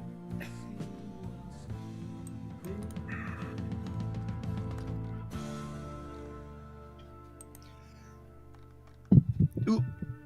Sorry, Darren. It's Twiddledee and Tomorrow Night. Twiddly-dee, you'll know for Elvis covered. Don't encourage her to listen to Led Zeppelin, Seafer, because it'll just reinforce Vance's thing, man, where he like says John Paul Jones is everything. I mean, Dude, I'm just stating facts on something. Yeah. he's the greatest rhythm guitar player of all time. Most underrated guitar player Underrated. of all Which is time. what's the definition of underrated? I mean, we've gone through this. Wasn't he like the most underrated glockenspiel player of all time too? He's very well on the glockenspiel and harp. Yes, and marimba. Oop, be right back. Hang on. You can get it if you really want. You can get it if you really want. Are we at the Cheeseburger in Paradise, Jimmy Buffett's restaurant? No, this is way better. Try and try. You'll succeed at last. What have you been listening to lately, John? Any new pickups? Anything? Are you like in a zone, like listening to something I was doing for a week? rockabilly today, like Yeah. rare rockabilly. That's what I was into today. I got this awesome record. I mean, it's not maybe not for you, but this Charlie Magira, he was a Okay. Israeli kind of lo-fi guy, but it's a bit punk, it's a bit surf. He does like surf instrumentals, but like fucked up way, and it's really good. But I guess he killed himself a few years ago. But it's really, really nice double album. It's like a little no wave New York. What year did that come out then? Maybe 2016 or something. And this is a really reissue. recent. Yeah. Yeah, this was like 2023 or 2024, but this is really fun. If you like the Cramps a little bit, Yeah. I do like that. that's a fun record. I listened to this bizarre single. This is Firebird, Two Wheels. This is like the Beach Boys meets bubblegum, like Yeah. not quite glam rock. Like this is mid 70s, but it's like the Beach Boys bubblegum. And you can see like Bay City Rollers are advertised, but really good stuff. Mm. I listen to weird stuff, not necessarily. I don't think that's weird. No, I mean eclectic, I should say. Yeah. Listen to a bit of reggae too these days. So what should I end the stream with? I need a song to wrap it up with, and not Led Zeppelin or not fucking John Paul No, you already Jones played. related. I'm not gonna play. Yeah, I'm good. You can end it whenever. I'm out of beer. I just need a song to end it with. I need a closer, huh? I need a closing song. Not Riot. No. I didn't say Riot. No, I know. How about Long Live Rock and Roll by Rainbow? There we go. That kind of like ties in with the LA theme we had for a bit. Yeah, it's so a good closer. And I can remember like opening that record and playing it for the first time, and it's like, wow! It starts out with a cozy pal, just it's like Ronnie James Dio just does what Ronnie does, and yeah. I distinctly remember the first time hearing this, like I said, like opening the record up, buying it, putting it on the turntable, and hearing it for the first time. Because radio wouldn't play this shit. Not 1978 where I live. No way. Yeah.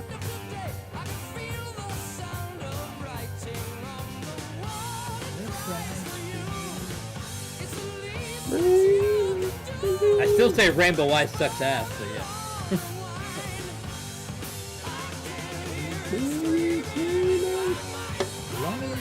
Good night, Mike. Good night, Mike. Good night, Greg. Hey, Mike. Cleveland. Rory, I saw you. Thank you. Great track. So did Rainbow ever get any heavier than this? So was Stargazer and Light in the Bill the Black? King. Was that harder than this? Is there anything harder King's than pretty this? damn heavy, right? I would say the Dio era is heavier than the Joe Lynn Turner era. But this album here I like was it Power. the heaviest? Oh, out of the Was this Rainbow album Rising? the heaviest that Rainbow ever got? I mean, what do we have? We've got Rising. well, I mean, you've got Long Live Rock and Roll, Lady of the Lake, L.A. Connection, Gates Like of Babylon. Gates of Babylon is just as good as Stargazer, in my opinion. Yeah, I wouldn't consider it the heavy song, but it's a 10-star record. But as an album, is it heavier than Rising?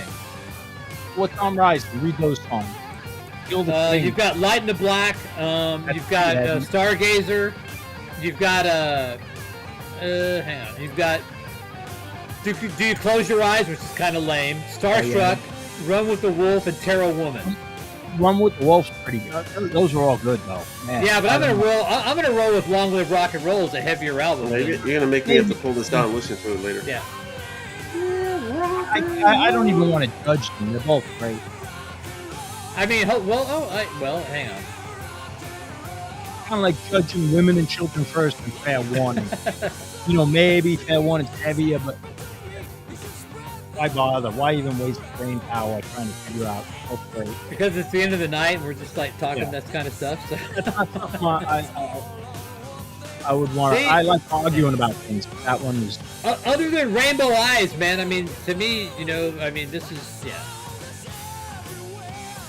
Everyone says, everyone always talks about Stargazer, but Gates of Babylon, to me, is just as good as Stargazer. Just as good. Hey, Loser List. Shoot me an email, man. Let's get together. Let's figure out what's going on with you. And, shoot me an email, man, if you're feeling up to it. Rock and roll.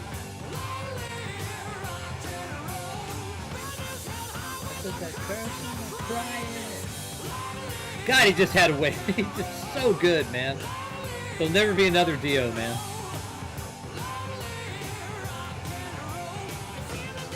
I agree, man. I mean, Stargazer. I agree, but the 70s, it's kind of like Kashmir. Like, Yeah. It worked on that record. If you put it out today, I'd say way too long. I'm gonna play Gates of Babylon because I want people to know that it's better than fucking Stargazer, and because I love that song. So yeah. Every song you listed, I wanted to hear. LA Connection, You Close Your Eye, everyone. What a great song, man.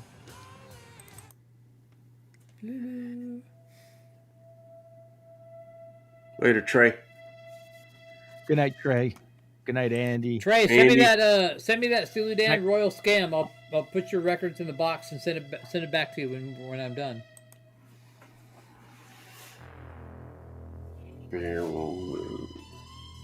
All right, Dorothy, drive safe.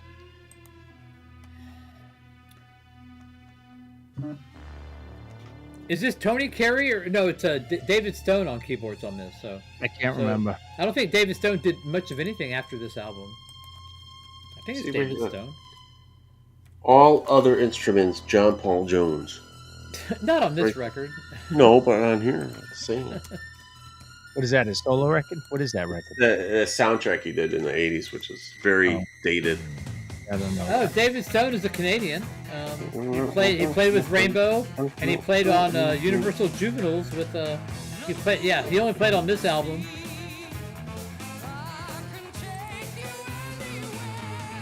very underrated singer too, John Paul Jones. We've got Bob Daisley, and we've got Cozy Powell. So yeah.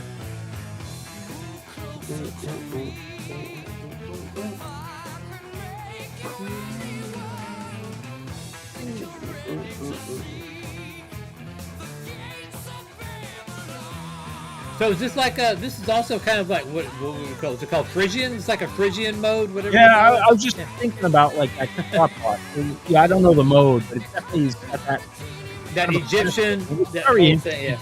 It almost speaks like funk, yeah? Like Yeah. the way he's raised it. It's so good. I think Martin Birch produced this, so yeah. And what's so sad is, man, these guys were just at the pinnacle, and it just imploded after this, man, because Blackmore wanted to get fucking popular, you know? And, yeah, this stands up the test of time way more than fucking Street of Dreams, or, which I like a lot, you know, but or fucking Death Alley Driver, what's the one? You know what? Everyone got what they wanted. Yeah. You know, Richie got his hits, and Dio pulled himself up by his britches after he was fired and started his solo career. Yeah, but Richie had to go through Graham Bonnet, you know, to get to Joe Lynn Turner, you know. That's true. I mean, Heaven and Hell is, yeah. I can't ever see Richie doing the Heaven and Hell. I mean, Yeah, he that, went to yeah. Black Sabbath. What am I thinking Yeah. of? It was Black Sabbath when he was fired. Phrygian isn't good to know. Depends what style of music. I don't even know. And you don't want to do Guitar- mode. I don't guitar- know mode. way of I learning. know two modes: Mixolydian and fucking Phrygian, because I know Phrygian's like Middle Eastern and Mixolydian is like I can't even. Well, I you couldn't know, pick major out Mixolydian. tonic, minor Yeah. tonic, Orient. Those are the regular ones.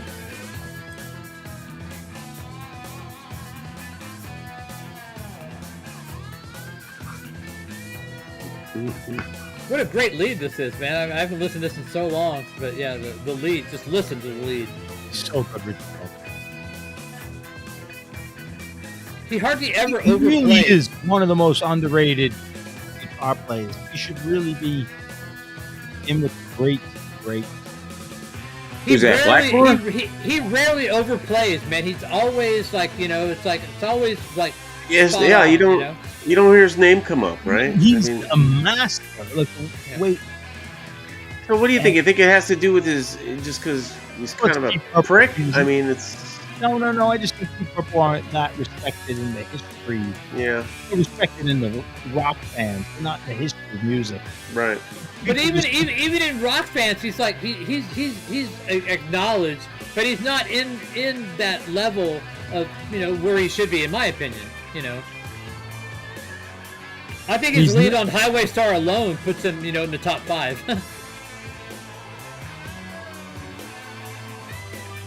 I think he should be in the Jimmy Page kind He's of way conversation. better than Jimmy Page. You know, Well, Actually, Xander's no. like, oh, wait No, a I minute. know what John's saying. Yeah, the way he touches and the notes he picks is amazing. I'm just saying he should be in the same category when people think He's of not- guitar players not as Jimmy Jeff Page. Beck. Jeff Beck is really But he belongs in that conversation with Jimmy Page and Jeff Beck. If you're going to talk about Jimmy Page and Jeff Beck, you should He's also way better talk than about. Clapton. But you should talk about him in the top 3 to 5. You know, I mean, top 3 of the '60s guys, of the '60s guys, '70s guys. He's He should be in really the top solid, 3. He's Yeah. definitely a better guitar player than Hendrix. Hendrix is a genius with the guitar. Like I don't wanna Hendrix judge him yet, just played a different style that, you know, was new. Yeah. but he did. Hendrix is a genius on the guitar, so I don't want to compare them. Almost apples and oranges. A little bit.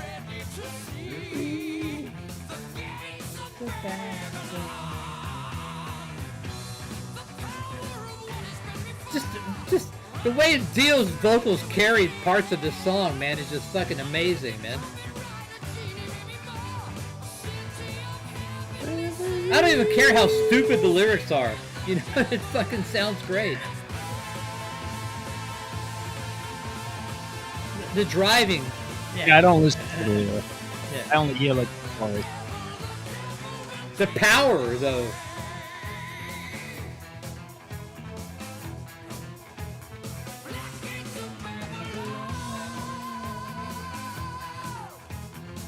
This was like Ronnie and his power, man. He's probably like mid he's 40s, peaking there, mid man. 30s Yeah, here, he's mid just- 30s here.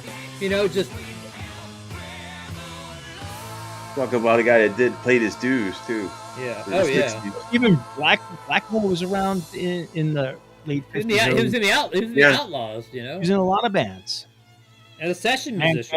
Handcasters, the Savages, you know, these guys were, and they had to work. This is back when you had to play, you know, 2 sets, 4 nights a week, and Oh shit, I did that crap for covers, all that. I did that role. All right, people. Thank you for being here. We're not going to do any more. We've like stressed it. Yeah, and yeah, stressed it. So, It's bedtime. All right, So- everyone, have a great week. Monday. Happy great to Monday. see you, Vance. Good to see the Monday. Pope. Yeah, back. good to So, yeah. get back in there. Yep. Yeah. Yep. Good So night, all. I'll Later send a note Tuesday. to HR and tell them to stop the Stop fining me. the legal proceedings. fines. Yeah. So thanks everybody for being here. Hopefully we'll see you on Tuesday if nothing happens. So thanks everybody. You all the best. See you Tuesday. Good night. Yep. Bye. Later. So long. Farewell.